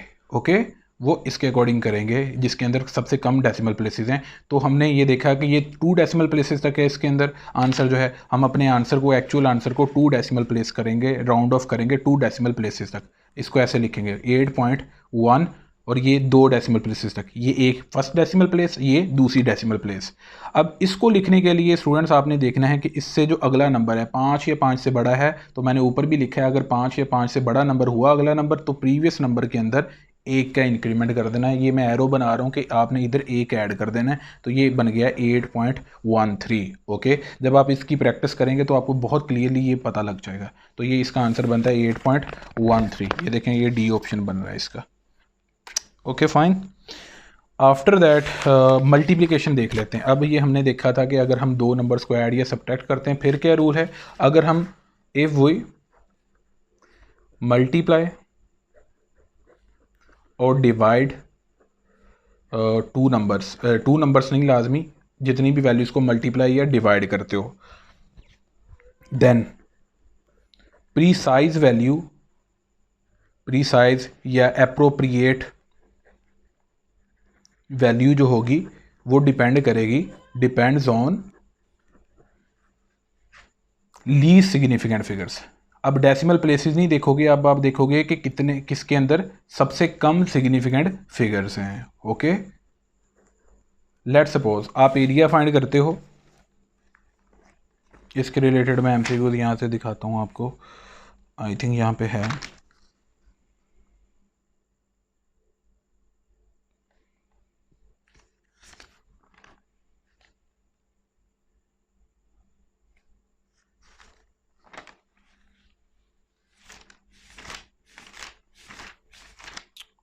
यही देख लें चलें। न्यूमेरिकल है, न्यूमेरिकल सॉल्व नहीं करना। ये स्टेटमेंट दी होगी, क्या कहता है कि जी लेंथ और विड्थ है एक रेक्टेंगुलर प्लेट की, और लेंथ है 15.3 सेंटीमीटर और विड्थ है 12.80 सेंटीमीटर। तो आपने एरिया फाइंड करना है। तो एरिया का सिंपली आपके पास फार्मूला है, area is equal to length cross width. अब इस केस में स्टेटमेंट के अंदर लेंथ दी थी 15.3 सेंटीमीटर, क्रॉस विड्थ दी थी 12.80। तो जब आपने मल्टीप्लाई किया तो आपके पास आंसर आया 195.84 सेंटीमीटर स्क्वायर। ये यूनिट का स्क्वायर बन गया। अब इसको प्रीसाइज करना है ना, अप्रोप्रिएट रीडिंग लिखनी है, इसकी वैल्यू अप्रोप्रिएट वैल्यू। इसके लिए आप देखोगे कि इन दोनों वैल्यूज़ में से सबसे कम लीस्ट सिग्निफिकेंट फिगर कितने हैं। 15.3 के अंदर कितने सिग्निफिकेंट फिगर्स हैं, 3s.f हैं, 1 2 3। 12.80 के अंदर डेसिमल पॉइंट होने की वजह से ये जो ट्रेलिंग जीरो एंड पे जीरो, ये भी सिग्निफिकेंट ही काउंट होगा। तो इसके अंदर कितने हैं, 4 सिग्निफिकेंट फिगर्स हैं। तो सबसे कम सिग्निफिकेंट फिगर्स कितने हैं, 3। तो हम अपने आंसर को 3 सिग्निफिकेंट फिगर्स तक राउंड ऑफ करेंगे। अब ये देखें, ये पहला सिग्निफिकेंट फिगर, ये दूसरा और ये तीसरा। जब हम तीसरे को लिख रहे हैं, पहला और दूसरा तो लिख दिया है, जब तीसरे को लिख रहे हैं तो इससे आगे देखना है कि आया कि 5 से बड़ी वैल्यू तो नहीं है। तो ये देखें 8 जो है वो 5 से बड़ी वैल्यू है। तो पिछले नंबर के अंदर मैंने यही बताया बार बार आपको कि अगर अगला नंबर 5 या 5 से बड़ा हुआ तो पिछले नंबर के अंदर आपने एक इंक्रीमेंट कर देना है, एक जमा बढ़ा देना है। तो ये 196 सेंटीमीटर स्क्वायर बन गया है। ओके, लेट सपोज आपके पास यहाँ पे कहीं पे एरिया की रीडिंग आती है 602.64, इस तरह रीडिंग आती है। और आप देखो कि ये 25.3 सेंटीमीटर लेट सपोज और 27.2 सेंटीमीटर है। अब ये रैंडमली मैं लिख रहा हूँ, ये लेंथ है और ये विड्थ है। अब लेंथ के अंदर भी 3 सिग्निफिकेंट फिगर हैं और विड्थ के अंदर भी 3 सिग्निफिकेंट फिगर हैं। तो आप अपने आंसर को भी 3 सिग्निफिकेंट फिगर्स तक राउंड ऑफ करो फिर, ठीक है। तो इसको राउंड ऑफ कैसे करना है, 60 लिख लिए, 2 से अगला नंबर देखना है वो 5 से बड़ा है, तो इस 2 के अंदर एक का इंक्रीमेंट कर दो तो 603 आपके पास एक्यूरेट आंसर होगा, ठीक है। तो ये जितने भी सिग्निफिकेंट फिगर्स के रिलेटेड रूल्स थे वो मैंने यहाँ पे आपको समझा दिए हैं। अच्छा, अब कोई एमसीक्यूज अगर आपको कोई डिस्टर्ब करे तो आप पूछ सकते हैं। हाँ, एक रह गया सिर्फ पॉइंट सिग्निफिकेंट फिगर का, वो मैं अभी आपको बता देता हूँ। एक ये देखिएगा, ये एमसीक्यूज देखिएगा, फैसलाबाद बोर्ड के अंदर ग्रुप 1 का 2023 का ये एमसीक्यूज है। इसके अंदर आया जी कि how many number of zeros in 7.400 and 8000 kg are significant if the latter quantity has 1 kg least count. इस स्टेटमेंट को समझिएगा। उसने यहाँ पे पूछा है कि इसके अंदर आपको नज़र आ रहे हैं, पहली रीडिंग लिख लें आप यहाँ पे 7.400, ठीक है। दूसरी रीडिंग लिखें 8000 kg, और उसने बोला है कि जो लेटर क्वांटिटी आपने लिखी है ना, यानी कि लेटर क्वांटिटी का मतलब है कि जो बाद में लिखी है, ये पहली है और ये लेटर क्वांटिटी है, इसका लीस्ट काउंट भी है, with least count 1 kg, 1 kg least count भी है इसका। ओके, तो उसने पूछा है कि आप बताएं कि इसके अंदर कितने नंबर ऑफ जीरोस क्या हैं सिग्निफिकेंट हैं। उसने ये नहीं कहा आपको कि बताओ कि इसमें कितने सिग्निफिकेंट फिगर्स हैं। सिग्निफिकेंट फिगर्स का नहीं उसने पूछा, उसने ये पूछा है कि इसके अंदर ये तो सिग्निफिकेंट है, ये भी सिग्निफिकेंट है, बताओ कि ये जीरोस में से कितने जीरो सिग्निफिकेंट है, और इसके अंदर ये 3 जीरोस में से कितने zero, how many number of zeros are significant, how many numbers of zeros are significant from this both readings, okay, both quantities. तो इसके लिए आपने देखना है, ये तो डेसिमल फॉर्म के अंदर है वैल्यू 7 पॉइंट, तो जब भी डेसिमल पॉइंट हुआ तो जो ट्रेलिंग जीरो एंड पे आने वाले जीरो हैं वो भी क्या होते हैं, सिग्निफिकेंट। तो इसके अंदर क्या हुए, 3 जीरोज जो हैं, तीन जीरोज हैं, 3 जीरोज आर सिग्निफिकेंट। ये मैं टोटल सिग्निफिकेंट फिगर्स काउंट करूं तो 1 2 3 4 5 हैं। जीरोज की बात उसने की है, तो इसके अंदर 3 के 3 जीरोज जो हैं वो क्या हैं, सिग्निफिकेंट है। अब लीस्ट काउंट का ये करते हैं, मैंने आपको बताया था कि लीस्ट काउंट के अंदर आपने जीरो देख लेने हैं कितने हैं, ठीक है। लीस्ट काउंट के अंदर कोई जीरो नहीं आ रहा, वो अगर एक मिसाल यहाँ पे जीरो आता 1 0 आता 10 आता 10 kg, तो ये एक ज़ीरो इसके एक ज़ीरो से कैंसिल आउट हो जाना था। तो इस केस में इसको आप साइंटिफिक फॉर्म में लिखो ना ज़रा, जब इस पॉइंट यहाँ से यहाँ आएगा तो 8.00 क्रॉस 10⁻³ बनेगा ना ये, ठीक है। तो ये वैल्यू कुछ इस तरह बन जाएगी आपके पास। तो इसमें ये देखो 3 के 3 ज़ीरोज़ जो हैं वो क्या हैं, सिग्निफिकेंट हैं। 3 zeros are significant. Least count की वजह से कोई भी ज़ीरो कैंसिल नहीं हुआ, अगर 10 होता तो फिर कैंसिल होना था, ठीक है। अब इसके अंदर भी 3 के 3 ज़ीरो जो हैं वो आपके क्या हैं, सिग्निफिकेंट हैं। तो दोनों रीडिंग्स के अंदर स्टूडेंट्स आपके पास दोनों रीड्स के अंदर इसके अंदर भी 3 के 3 ज़ीरो सिग्निफिकेंट है, इसके अंदर भी 3 के 3 ज़ीरो सिग्निफिकेंट है। तो ये बी ऑप्शन बनता है। ये पहले मैंने ये MCQ ही गलत लिखा हुआ था, यहाँ पे 2 ही था एक्यूरेट दिया हुआ उसने, तो 3 और 3 बनता है इसका आंसर। ओके, इसके बाद कोई और सिग्निफिकेंट फिगर का देख लेते हैं हम। ये देखिएगा यहाँ पे है नंबर ऑफ सिग्निफिकेंट ज़ीरोज़ इन 3.50070। इसमें उसने पूछा है कि सिग्निफिकेंट ज़ीरोज़ कितने हैं। पहले वैल्यू को लिख लेते हैं 3.50070। टोटल सिग्निफिकेंट फिगर से यहाँ पे पहले बताओ टोटल S.F 1 2 3 4 5 और 6। ये छठा ज़ीरो इस वजह से काउंट किया कि पॉइंट है, ठीक है। अगर लेट सपोज पॉइंट ना होता, ये होता 350070, तो फिर इसके अंदर ये सिग्निफिकेंट नहीं होना था, बाकी सारे क्या हैं, सिग्निफिकेंट। तो इधर टोटल सिग्निफिकेंट फिगर्स होने थे, इस केस के अंदर 5 सिग्निफिकेंट फिगर्स होने थे, ठीक है। इसके अंदर है 1 2 3 4 5 और 6 सिग्निफिकेंट फिगर्स हैं। तो उसने इस स्टेटमेंट के अंदर बेसिकली आपसे पूछा है कि नंबर ऑफ सिग्निफिकेंट ज़ीरोज़ कितने हैं। यानी कि यहाँ पे इस वैल्यू के अंदर पहले देखो, ये वाली वैल्यू दी है ना आपको, इसके अंदर ज़ीरोज़ देखो कितने हैं, 1 2 और ये 3। तो जो ज़ीरोज़ मिड में आ रहे हैं ना, तो वो तो सिग्निफिकेंट ही हैं, ये दोनों सिग्निफिकेंट हो गए। पॉइंट आने की वजह से, डेसिमल पॉइंट आने की वजह से ये जो ट्रेलिंग ज़ीरो, जो एंड पे ज़ीरो आ रहा है, ये भी क्या आ गया, सिग्निफिकेंट आ गया। तो इसके अंदर 3 zeros are significant, 3 zeros are significant. और अगर इसके अंदर पूछा जाए तो इसके अंदर 2 ज़ीरोज़ आर सिग्निफिकेंट, क्योंकि इसके अंदर पॉइंट नहीं था, पॉइंट होने की वजह से, ना होने की वजह से एंड वाला जो ज़ीरो है वो कैंसिल हो गया। तो इसके अंदर 2 ज़ीरोज़ आर सिग्निफिकेंट फिर, और ऊपर वाले के अंदर 3 ज़ीरोज़ आर सिग्निफिकेंट। तो इसका ये आंसर बनता है 3। ओके, तो ये मैंने आपको इन डिटेल, पूरी डिटेल के साथ सिग्निफिकेंट फिगर्स का टॉपिक बता दिया। अब बात करते हैं परसेंटेज अनसर्टेनिटी की। अनसर्टेनिटी होती है गैर यकीनियत। अनसर्टेनिटी, गैर यकीनियत, यकीनी कि इतने परसेंट एरर के चांसेस हो सकते हैं, इतने परसेंट एरर के चांसेस हो सकते हैं। लेट सपोज आप रेडियस मेजर करते हो 2.25 सेंटीमीटर, ठीक है, प्लस माइनस 0.1 सेंटीमीटर। ये जो लिखा हुआ है, लेट सपोज आपने रीडिंग ली हुई है, let's have a reading, let's radius is, आपके एक इंस्ट्रूमेंट ने जो रीडिंग ली है उसके अंदर ये जो पहली वैल्यू है इसको क्या बोलते हैं, याद रखिएगा, मेजरिंग वैल्यू, जो आप उसने मेजर की। और ये जो वैल्यू है ये उस लीस्ट काउंट है उस इंस्ट्रूमेंट का, least count of measuring instrument, जिस इंस्ट्रूमेंट को यूज़ करते हुए आपने ये वैल्यू ली है उस इंस्ट्रूमेंट का ये लीस्ट काउंट है, और इसको बोलते हैं absolute value, also called absolute uncertainty. इसको क्या बोलते हैं, एब्सोल्यूट अनसर्टेनिटी। तो MCQ आता है आपके पास, पेपर में आया है इस तरह, ये मैं आपको MCQ दिखाता हूँ।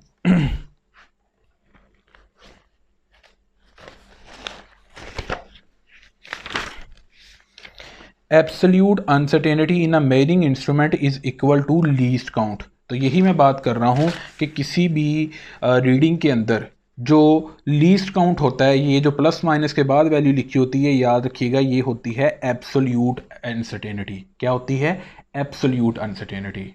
Remember that, absolute uncertainty. After that, तो यहाँ पे वो पूछा है कि एब्सोल्यूट अनसर्टेनिटी मेजरिंग इंस्ट्रूमेंट के अंदर किसकी इक्वल होती है, लीस्ट काउंट के अंदर। और एक और चीज़, मोस्ट प्रीसाइज वैल्यू वो होती है, most precise value has smallest least count. जिस वैल्यू का लीस्ट काउंट सबसे छोटा हो वो सबसे precise accurate value precise value होती है, रिमेंबर दैट। ठीक है, ये इसके रिलेटेड एक एमसीक्यूज है, मैं आपको बताता हूँ अभी कि ये पास पेपर में आया है एमसीक्यूज। कहाँ पे है ये देखिएगा। The least count of a balance A is 10 kg, of balance B is 1 kg, of C is 0.1 kg और डी का है 0.01 kg। तो सबसे छोटा लीस्ट काउंट देखें किसका है, वो डी इंस्ट्रूमेंट का है। तो मोस्ट प्रीसाइज रीडिंग कौन देगा फिर, कौन सा इंस्ट्रूमेंट मोस्ट प्रीसाइज रीडिंग देगा, जिसका सबसे कम लीस्ट काउंट है, जो सबसे कम छोटी से छोटी वैल्यू को मेजर कर सकता है। इसके बाद ये देखें, रावलपिंडी बोर्ड के अंदर है light year is a unit of distance. Okay, ये यूनिट किसका है, डिस्टेंस का यूनिट है। इसके बाद है जी the number of significant figures कितने हैं जी इसके अंदर, ये देखें ये लीडिंग जीरोज हैं, ये तीनों कैंसिल हो गए, तो इसके अंदर नंबर ऑफ सिग्निफिकेंट फिगर्स कितने हैं, 3 हैं, 1 2 और 3 है। ठीक है, डायमेंशन ऑफ फोर्स पूछी है उसने, ये हम बहुत जगह पे यूज़ कर सकते हैं, कर चुके हैं, MLT-2 F is equal to M A करके ये निकला है। फिजिकल क्वांटिटीज़ को कितनी कैटेगरीज में डिवाइड किया जाता है, 2 में, 2 कैटेगरीज में डिवाइड किया जाता है। ओके, अब यहाँ पे देखें उसने नंबर ऑफ सिग्निफिकेंट जीरोज़ पूछे हैं, कितने सिग्निफिकेंट जीरोज़ हैं, ये घुमाने को पूछा है। आप लोगों ने जल्दी में मार्क कर देना कि यहाँ पे 3 सिग्निफिकेंट जीरोज़ हैं। अब ये देखें ये तीनों जो क्या हैं, लीडिंग जीरोज़ हैं, ये क्या हो गए, कैंसिल हो गए आपके। तो इसमें आपके सिग्निफिकेंट जीरोज़ कितने होंगे, सिर्फ एक होगा सिग्निफिकेंट जीरो, तो इसका बनता है ये वाला आंसर। ओके, तो इसमें सिग्निफिकेंट जीरोस कितने हैं, एक। सिग्निफिकेंट फिगर्स टोटल 3 हैं, टोटल डिजिट्स यहाँ पे सिग्निफिकेंट जो है वो 3 है। वो उन 3 डिजिट्स में से कितने जीरो सिग्निफिकेंट है, एक ही जीरो जो है वो आपका सिग्निफिकेंट है, ये बताया जी। ठीक है, अब ये देखें 8.70 cross 10⁴ kg has number of significant digits, इसके अंदर कितने सिग्निफिकेंट डिजिट्स हैं। तो मल्टीप्लायर को नहीं देखना, जस्ट ये वैल्यू देखो, ये भी सिग्निफिकेंट, ये भी सिग्निफिकेंट, ये भी सिग्निफिकेंट, तो इसके अंदर कितने सिग्निफिकेंट फिगर्स हुए, सिग्निफिकेंट डिजिट्स हुए, 3 सिग्निफिकेंट डिजिट्स हुए। Okay, after that which of the, ये बता चुका था, ये मैंने प्रीवियस वीडियो के अंदर बता दिया था कि किस क्वांटिटी की डायमेंशन डिफरेंट है। वर्क एनर्जी और टॉर्क की डायमेंशन सेम है और प्रेशर की डायमेंशन डिफरेंट है, तो हमने इसको हाईलाइट किया था। आगे है जी, कहता जी time for 20 vibration of a simple pendulum is 40.25 second measured by a stop watch of accuracy up to 0.1 second. ठीक है, एब्सोल्यूट अनसर्टेनिटी कहता है जी फाइंड करो आप कि टाइम पीरियड के अंदर एब्सोल्यूट अनसर्टेनिटी कितनी है।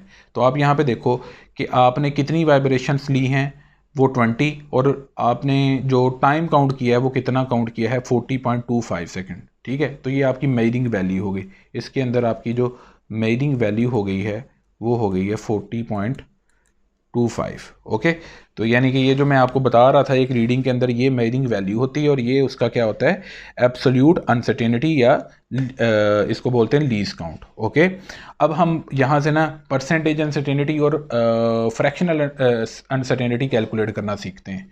जो फ्रैक्शनल अनसर्टेनिटी होता है ना, वो सिंपली क्या होता है, फ्रैक्शनल अनसर्टेनिटी,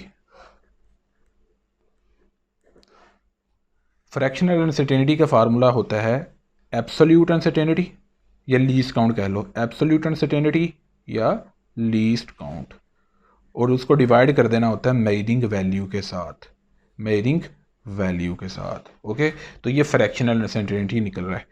अब इसमें लीस्ट काउंट कितना है, 0.1, और मेजरिंग वैल्यू कितनी है, 2.25। जब आप इसको डिवाइड करोगे स्टूडेंट्स, तो ये मैं आपको कैलकुलेटर से बताता हूँ, अभी मेरे पास ये कैलकुलेटर तो नहीं है, बट मैं यहाँ से इंटरनेट से बताता हूँ, लाइक कैलकुलेटर गूगल पे यूज़ करता हूँ। 0.1 डिवाइडेड बाय 2.25 ये आता है 0.04। ठीक है, 0.04, ये फ्रैक्शनल अनसर्टेनिटी आ गई, इसका कोई यूनिट नहीं है। अब हमने निकालना है परसेंटेज अनसर्टेनिटी, इसको पढ़ते हैं परसेंटेज अनसर्टेनिटी, परसेंटेज अनसर्टेनिटी। तो इसके लिए स्टूडेंट्स हम क्या करेंगे, इसको 100 से मल्टीप्लाई करना है। 100 कहाँ से आएगा, 100 अपने पास से हम लिख रहे हैं, तो 100 से मल्टीप्लाई करना है और 100 से ही डिवाइड करना है। तो 0.04 को हम 100 से मल्टीप्लाई करोगे तो ये आपके पास आ जाएगा 100 .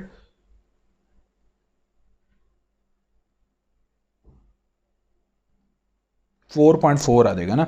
0.04 को ये ऊपर वाले 100 से ऐसे मल्टीप्लाई किया तो 4.4 आ गया, और बटे में जो 100 है वो वैसे ही पड़ा। और याद रखिएगा 1/100 को ही परसेंट बोलते हैं, 1/100 की जगह ये परसेंटेज का साइन आ जाएगा। तो ये 4.4% इसके अंदर परसेंटेज अनसर्टेनिटी है। तो ये आपको मैंने शॉर्ट क्वेश्चन करवाया है, ये डिफरेंट तरीके से आ सकता है। वो आपको इस तरह की रीडिंग देगा, उसके अंदर आपको मेजरिंग वैल्यू और एब्सोल्यूट वैल्यू बता देगा। उसमें सबसे पहले आप यहाँ पे फ्रैक्शनल अनसर्टेनिटी निकालिएगा, ये तो एमसीक्यूज एक एडिशनल था, ठीक है। और फिर यहाँ पे आप परसेंटेज अनसर्टेनिटी फाइंड कीजिएगा। ओके, ये मैंने आपको परसेंटेज अनसर्टेनिटी फाइंड करना सिखाई है। इसके बाद कुछ और इसके रिलेटेड एमसीक्यूज देख लेते हैं परसेंटेज अनसर्टेनिटी कैलकुलेट करने के। अब ये लास्ट टॉपिक ही चल रहा है, हम इसको जल्दी इंशाल्लाह वाइंड अप कर रहे हैं। स्टूडेंट्स, इससे ज़्यादा मैं आपको कोई भी डिटेल से नहीं करवा सकता है कि पहला चैप्टर आपको A to Z basic concept MCQ सारे ही समझाए गए हैं यहाँ पे। ये देखिएगा,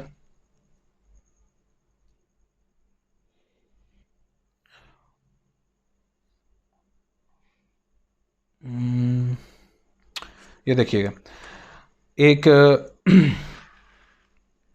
ये एमसीक्यूज मैंने आपको बताया। लीज काउंट, एक इंस्ट्रूमेंट के अंदर जो लीज काउंट होता है वो किसके इक्वल होता है? एब्सोल्यूट अनसर्टेनिटी के इक्वल होता है। ये मैंने आपको अभी बताया कि एक वैल्यू जो आपने मेजर की है, जो एंड पे प्लस माइनस के बाद लिखा होता है वो लीज काउंट ही होता है, और इसी को ही कहते हैं आल्सो कॉल्ड एब्सोल्यूट अनसर्टेनिटी। ये आया है least count of instrument is equal to absolute uncertainty. Okay, और यहाँ पे इसको याद रखिएगा, 1 एंगस्ट्रॉम इज इक्वल टू 10⁻⁻10। ये भी इंपॉर्टेंट एमसीक्यू है, 10⁻⁻10 मीटर, ये याद रखिएगा। इसके बाद यहाँ पे है जी, एक मेजरमेंट की जाती है मीटर रोड के ज़रिए और ग्रेजुएटेड इन मिलीमीटर। यानी यहाँ पे आपने जो मेजरमेंट की है वो मीटर रोड इंस्ट्रूमेंट के ज़रिए की है। अब मीटर रोड का लीस्ट काउंट आपको ज़बानी याद होना चाहिए। यहाँ पे लिख रहा हूँ, ये एमसीक्यूज भी आता है, least count of metre rod is, least count कह लो या एब्सोल्यूट अनसर्टेनिटी कह लो, एब्सोल्यूट अनसर्टेनिटी इसको बोल लो, ऑफ मीटर रोड कितना है जी? 1 मिलीमीटर। और जो एब्सोल्यूट अनसर्टेनिटी या जिसको बोलते हैं लीस्ट काउंट वर्नियर कैलिपर का है, वो कितना है जी? 0.1 मिलीमीटर। और स्क्रू गॉज का कितना है? Least count of screw gauge वो है जी 0.01 मिलीमीटर। ओके, ये आपसे एमसीक्यूज में भी पूछा जा सकता है।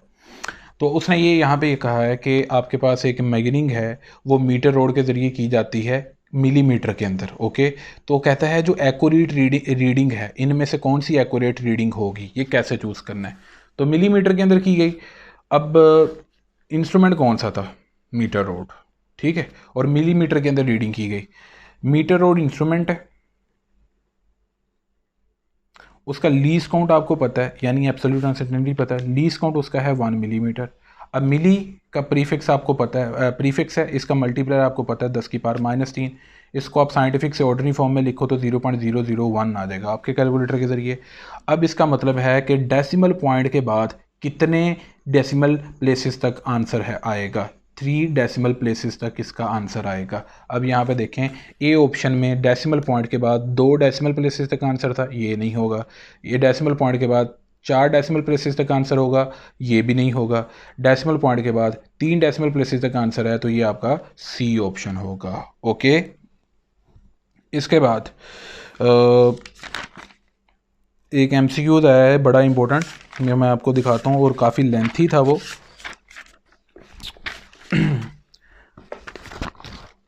फैसलाबाद बोर्ड के अंदर आया है वो। अब ये देखें एमसीक्यू में जो बोल रहा हूँ, absolute uncertainty in a measuring instrument is equal to least count, ठीक है। और dimensional formula for the quantity light year. Light year की डायमेंशन मैंने आपको इसी लेक्चर के स्टार्ट में बताया कि लाइट ईयर की डायमेंशन, इसका यूनिट, ये बेसिकली डिस्टेंस है, इसका यूनिट मीटर है, और इसकी डायमेंशन क्या होती है? एल होती है। तो ये बी ऑप्शन बनता है इसका।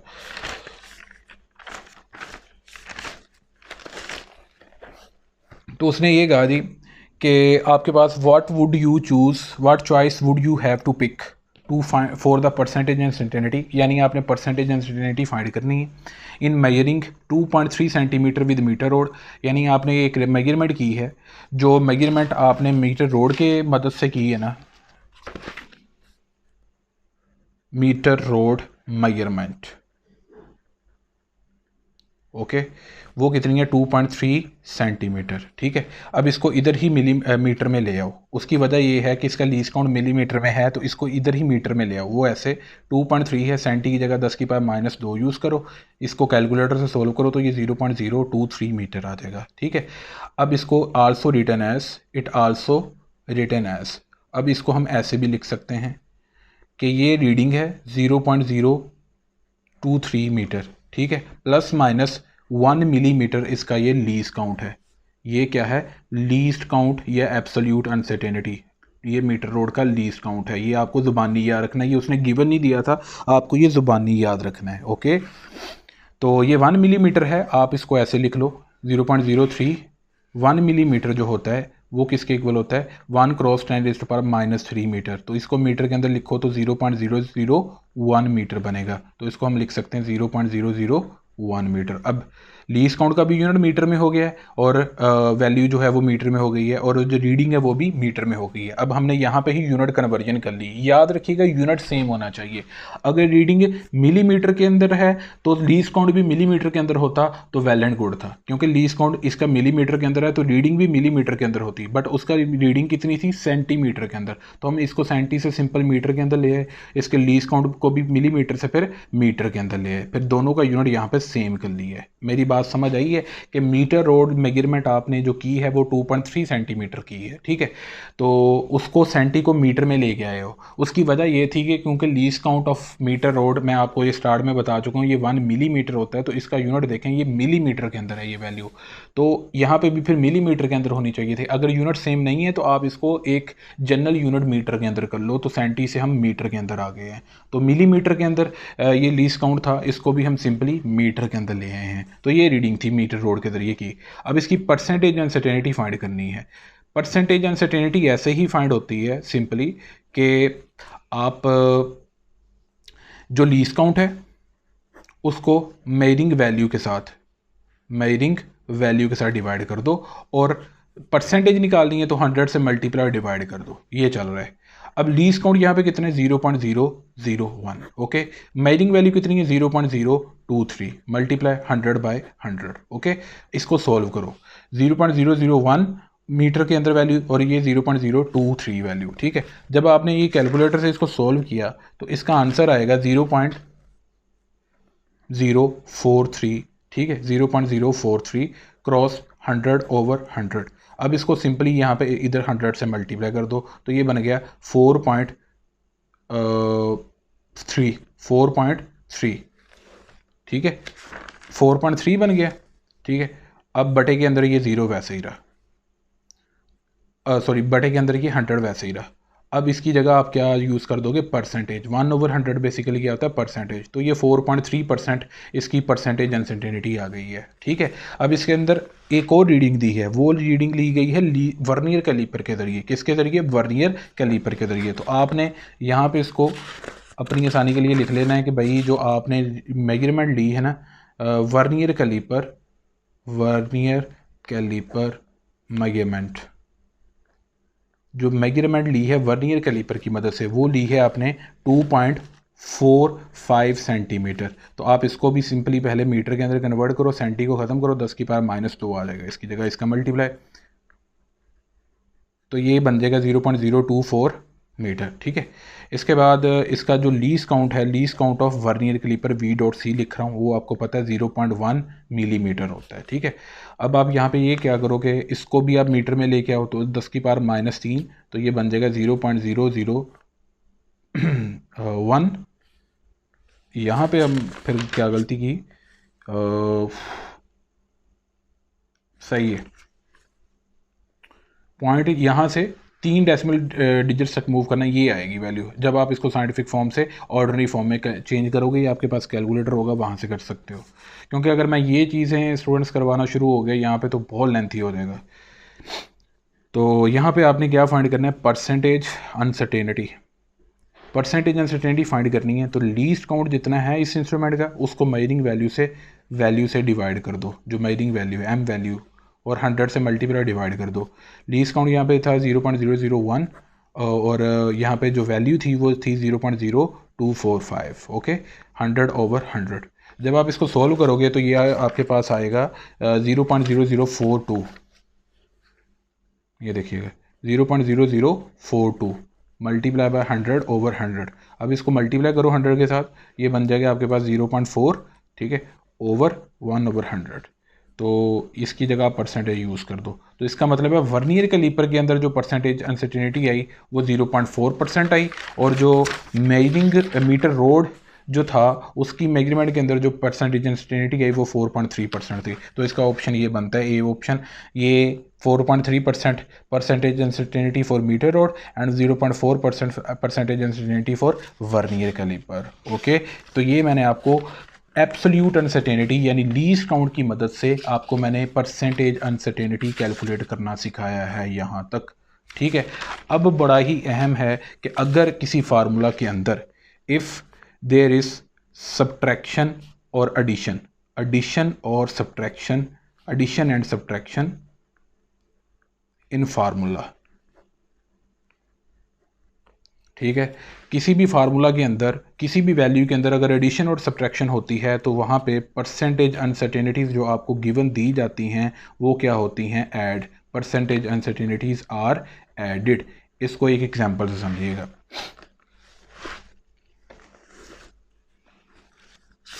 ये बहुत ही इंपॉर्टेंट एमसीक्यू जो अब मैं करवाने लगा हूँ, ये पास पेपर में सारे ही रिपीट हो चुके हैं। मैं इस वजह से जोर दे रहा हूँ कि आपका कोई शॉर्ट और इसमें से कोई एमसीक्यूज गलत ना हो, ठीक है। अब ये देखें, x1 है 10.5 प्लस माइनस 0.1 सेंटीमीटर, x2 है 26.8 plus minus 0.1 centimetre, then x is equal to x2 minus x1, ठीक है। तो उसने कहा जी कि x1 की यहाँ पे वैल्यू है जो वो हमारे पास है,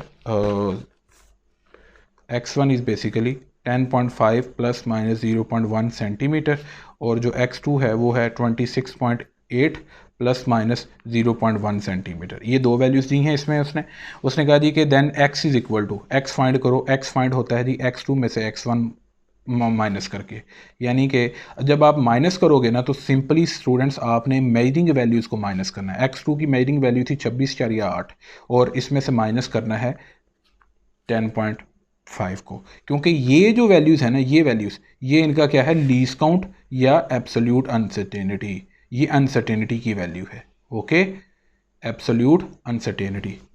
अच्छा, परसेंटेज अनसर्टेनिटी और एब्सोल्यूट अनसर्टेनिटी में क्या फ़र्क है? मैं सिंपल सी मिसाल देता हूँ। अगर लेट सपोज आप वेट मेजर करते हो और आपका वेट आता है 70 kg, और आप जो डिजिटल मशीन यूज़ कर रहे हो और उसमें लिखा होता है कि जी प्लस माइनस 100 ग्राम, ये 100 ग्राम कम बता सकता है या 100 ग्राम इसमें कमी बता सकता है, ठीक है। तो ये उसका, ये क्या बताया है बेसिकली, ये एब्सोल्यूट अनसर्टेनिटी बताई है। ये बिल्कुल एग्जैक्ट अनसर्टेनिटी बताई है कि इतने % ये चांसेस हो सकते हैं एरर के। और अगर ये बताया हो कि 70 kg मैथ्स है और साल लिखा हो कि इसके अंदर 0.02% जो है वो अनसर्टेनिटी है, तो ये क्या हो गई फिर, परसेंटेज अनसर्टेनिटी, सिंपल।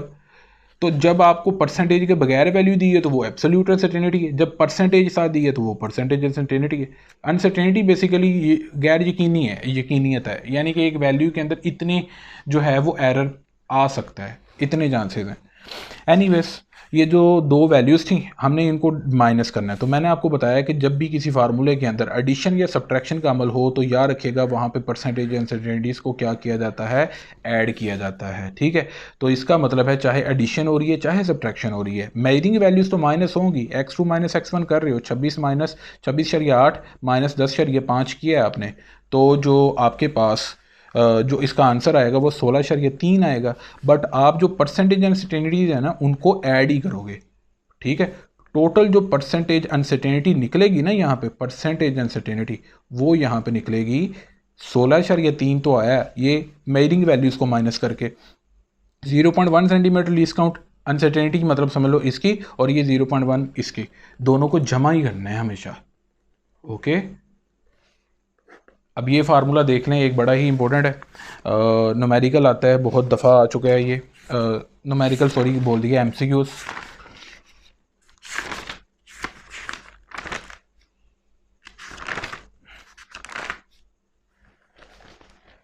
ये देखिएगा, उसने कहा the percentage of uncertainty for V and I is 2% and 6%। ठीक है, ये वी से मुराद क्या है? वोल्टेज। वोल्टेज यानी कि अनसर्टेनिटी इन वोल्टेज, परसेंटेज अनसर्टेनिटी इन वोल्टेज, उसको हम जाहिर कर देते हैं वी परसेंट से, कि वोल्टेज के अंदर यानी वोल्टेज जो मेजर की है उसके अंदर इतने परसेंट एरर हो सकता है, वो है जी 2%। इसके बाद जो परसेंटेज अनसर्टेनिटी है इसकी, percentage uncertainty in current, I capital I current को जाहिर करता है, यानी आई परसेंट दिया है, वो है जी 6%। उसने कहा जी टोटल अनसर्टेनिटी बताओ, टोटल अनसर्टेनिटी बताओ आर के अंदर, total uncertainty in the value of R, total percentage uncertainty in R. और आर का फार्मूला आपको पता है वी ओवर आई। तो मैं आपको ये बताता चलूँ कि जब भी किसी भी फार्मूला के अंदर एडिशन और सब्ट्रैक्शन होती है, परसेंटेज अनसर्टेनिटीज़ को हमेशा ऐड किया जाता है। ओके, और इसी तरह अगर if there is multiplication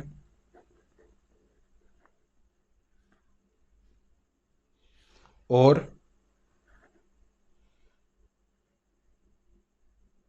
division, अगर किसी फार्मूला के अंदर मल्टीप्लिकेशन या डिवीजन हो रही है तो वहाँ पे भी परसेंटेज अनसर्टेनिटीज़ को क्या किया जाता है?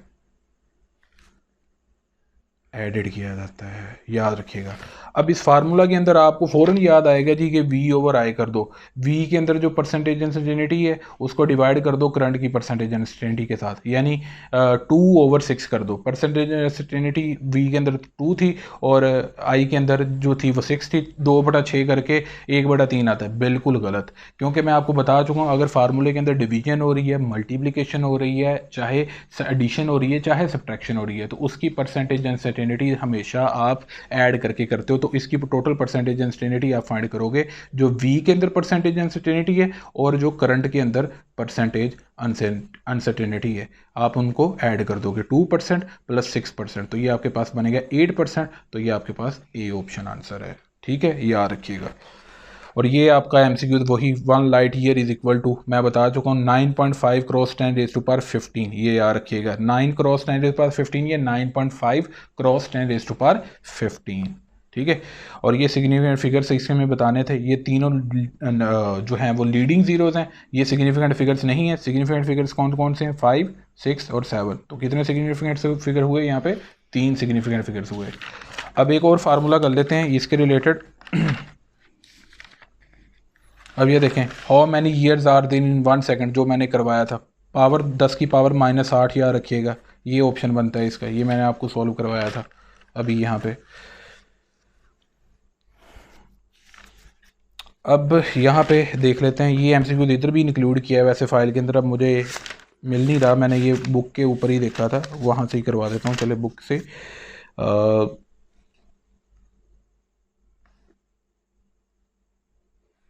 यहाँ पे काइनेटिक एनर्जी का फार्मूला था। Just 1 second.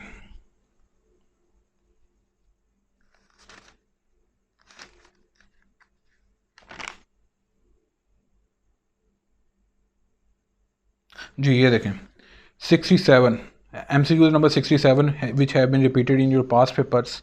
उसने कहा द परसेंटेज एरर, हो सकता है इससे इसको छोटी स्टेटमेंट कर दे वो। उसने कहा जी जो जो परसेंटेज एरर है मैथ्स के अंदर है वो 2% है, ठीक है, और जो स्पीड के अंदर है वो कितना है जी 3% है, ठीक है।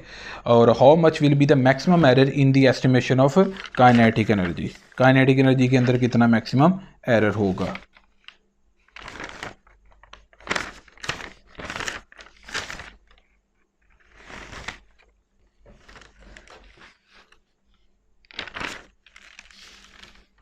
इसके रिलेटेड अभी एमसीक्यू यहाँ पे था, मैं आपको दिखाता हूँ वो वाला। चलें स्टूडेंट्स हम यही कर लेते हैं, यहाँ से ही कर लेते हैं, ठीक है, और टाइम वेस्ट नहीं करते। ये देखिएगा, उसने कहा है जी कि जो एरर की चांसेस है ना, यानी कि आपने मैथ्स मेजर किया किसी बॉडी का, जो मैथ्स के अंदर चांसेस है ना एरर के, यानी मैथ्स परसेंटेज अनसर्टेनिटी, मैथ्स के अंदर जो अनसर्टेनिटी के चांसेस हैं वो कितने हैं जी 2%। इसको परसेंटेज मैथ्स लिख दिया मैंने। और जो वो स्पीड के अंदर वी स्पीड को कहते हैं, वी के अंदर परसेंटेज अनसर्टेनिटी है यानी कि एरर के चांसेस है वो 3% है। ओके, उसकी वैल्यू के अंदर how will be the maximum error in the estimation of kinetic energy. Kinetic energy का बेसिकली है, तो इसका फार्मूला आपको पता होना चाहिए। अब काइनेटिक एनर्जी का फार्मूला देखें 1/2 mv²। अब इस फार्मूला के अंदर प्रोडक्ट भी आ रहा है और ये पावर फैक्टर भी आ रहा है। अब यहाँ पे तो मैंने बता दिया है कि अगर आपके पास एडिशन और सब्ट्रैक्शन हो रही है फार्मूला के अंदर, आपने परसेंटेज अनसर्टेनिटी उसको ऐड करना है। अगर यहाँ पे मल्टीप्लिकेशन हो या डिवीजन हो रही है फार्मूला के अंदर इन फार्मूला, ठीक है, तो आपने परसेंटेज अनसर्टेनिटी को ऐड करना है। ये मैं बताता हूँ आपको, इसके रिलेटेड देख लेते हैं। If there is power factor, if there is power factor in formula, अगर किसी फार्मूला के अंदर पावर फैक्टर आ जाता है, लाइक वॉल्यूम ऑफ स्फेयर, आप वॉल्यूम ऑफ स्फेयर फाइंड करना चाहते हो या वॉल्यूम ऑफ अर्थ, ठीक है, तो अर्थ का भी अगर वो कह दे कहीं पे एमसीक्यूज़ के अंदर, तो आपने परेशान नहीं होना, क्योंकि अर्थ स्फेरिकल है तो अर्थ का वॉल्यूम भी वॉल्यूम ऑफ स्फेयर के मुताबिक ही सॉल्व होगा। वॉल्यूम ऑफ स्फेयर का फार्मूला याद रखिएगा 4/3πr³। ठीक है, इसमें ये दोनों चीज़ें ये क्या हैं, कॉन्स्टेंट, तो इनकी कोई अनसर्टेनिटी नहीं है क्योंकि इनकी वैल्यू फिक्स होगी। अनसर्टेनिटी होगी आर की वैल्यू के अंदर। ओके, तो इसके रिलेटेड जो एमसीक्यूज़ है वो हम देख लेते हैं।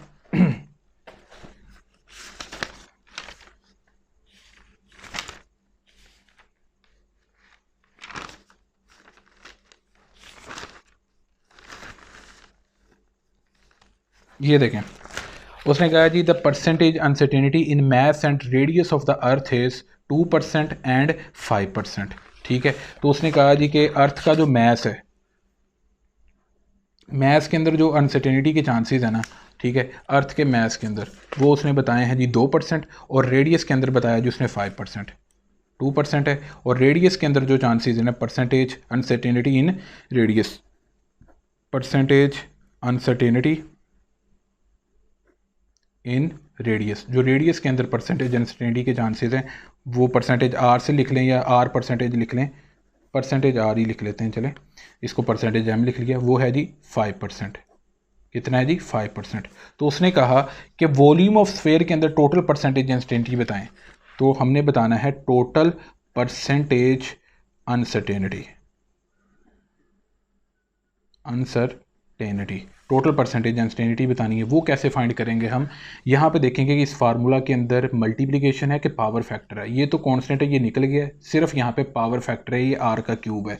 तो आप इसमें क्या करोगे फिर, आर के अंदर जितनी परसेंटेज अनसर्टेनिटी है इसको आर की पावर से मल्टीप्लाई कर दो। आर के अंदर रेडियस, अब यहाँ पे ये अनयूज़ है, नो यूज़, इसका यूज़ ही नहीं है फार्मूला के अंदर, ठीक है, मैथ्स का वॉल्यूम ऑफ स्फेयर के फार्मूला के अंदर अर्थ का वॉल्यूम फाइंड करना, ये स्फेयर का एक ही चीज़, क्योंकि अर्थ इज स्फेरिकल। तो आर के अंदर जितनी परसेंटेज अनसर्टेनिटी है उसको 3 से मल्टीप्लाई कर दो। तो आर के अंदर कितनी परसेंटेज अनसर्टेनिटी है 5%, इसको 5% से मल्टीप्लाई कर दिया तो ये आ गया 15%। That's it. ओके, तो आपको ये डिफरेंट जगह पे पूछा जा सकता है ये एमसीक्यू इस तरह। ओके जी, तो आपने कन्फ्यूज़ नहीं होना है।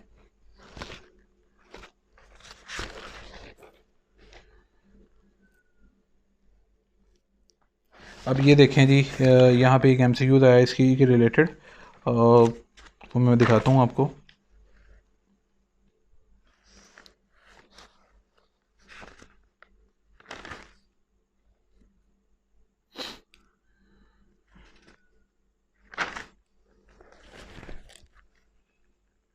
ये देखिएगा, if error in measurement of radius of circle. अब सर्कल की बात है, सर्कल इस तरह का होता है, ये देखें ये सर्कल है। अब सर्कल का रेडियस क्या होता है, सेंटर से लेकर इस पॉइंट तक का डिस्टेंस।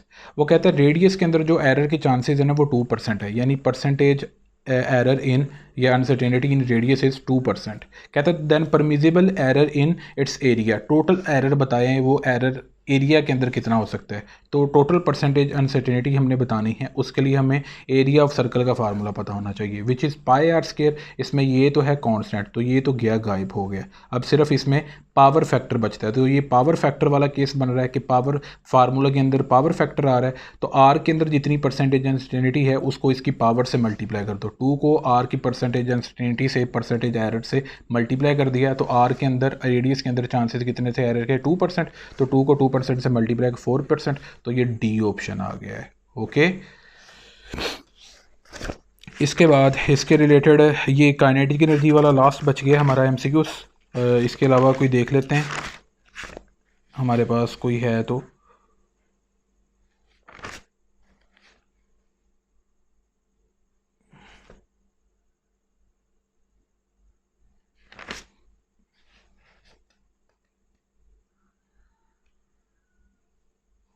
ये देखें, ये एमसीक्यू आया, कहता है जी अगर percentage uncertainty in radius of sphere यानी percentage R is 2%, then total uncertainty in volume बताएं। तो वॉल्यूम का फार्मूला याद रखना है, वॉल्यूम ऑफ स्फेयर का 4/3 पाई आर क्यूब।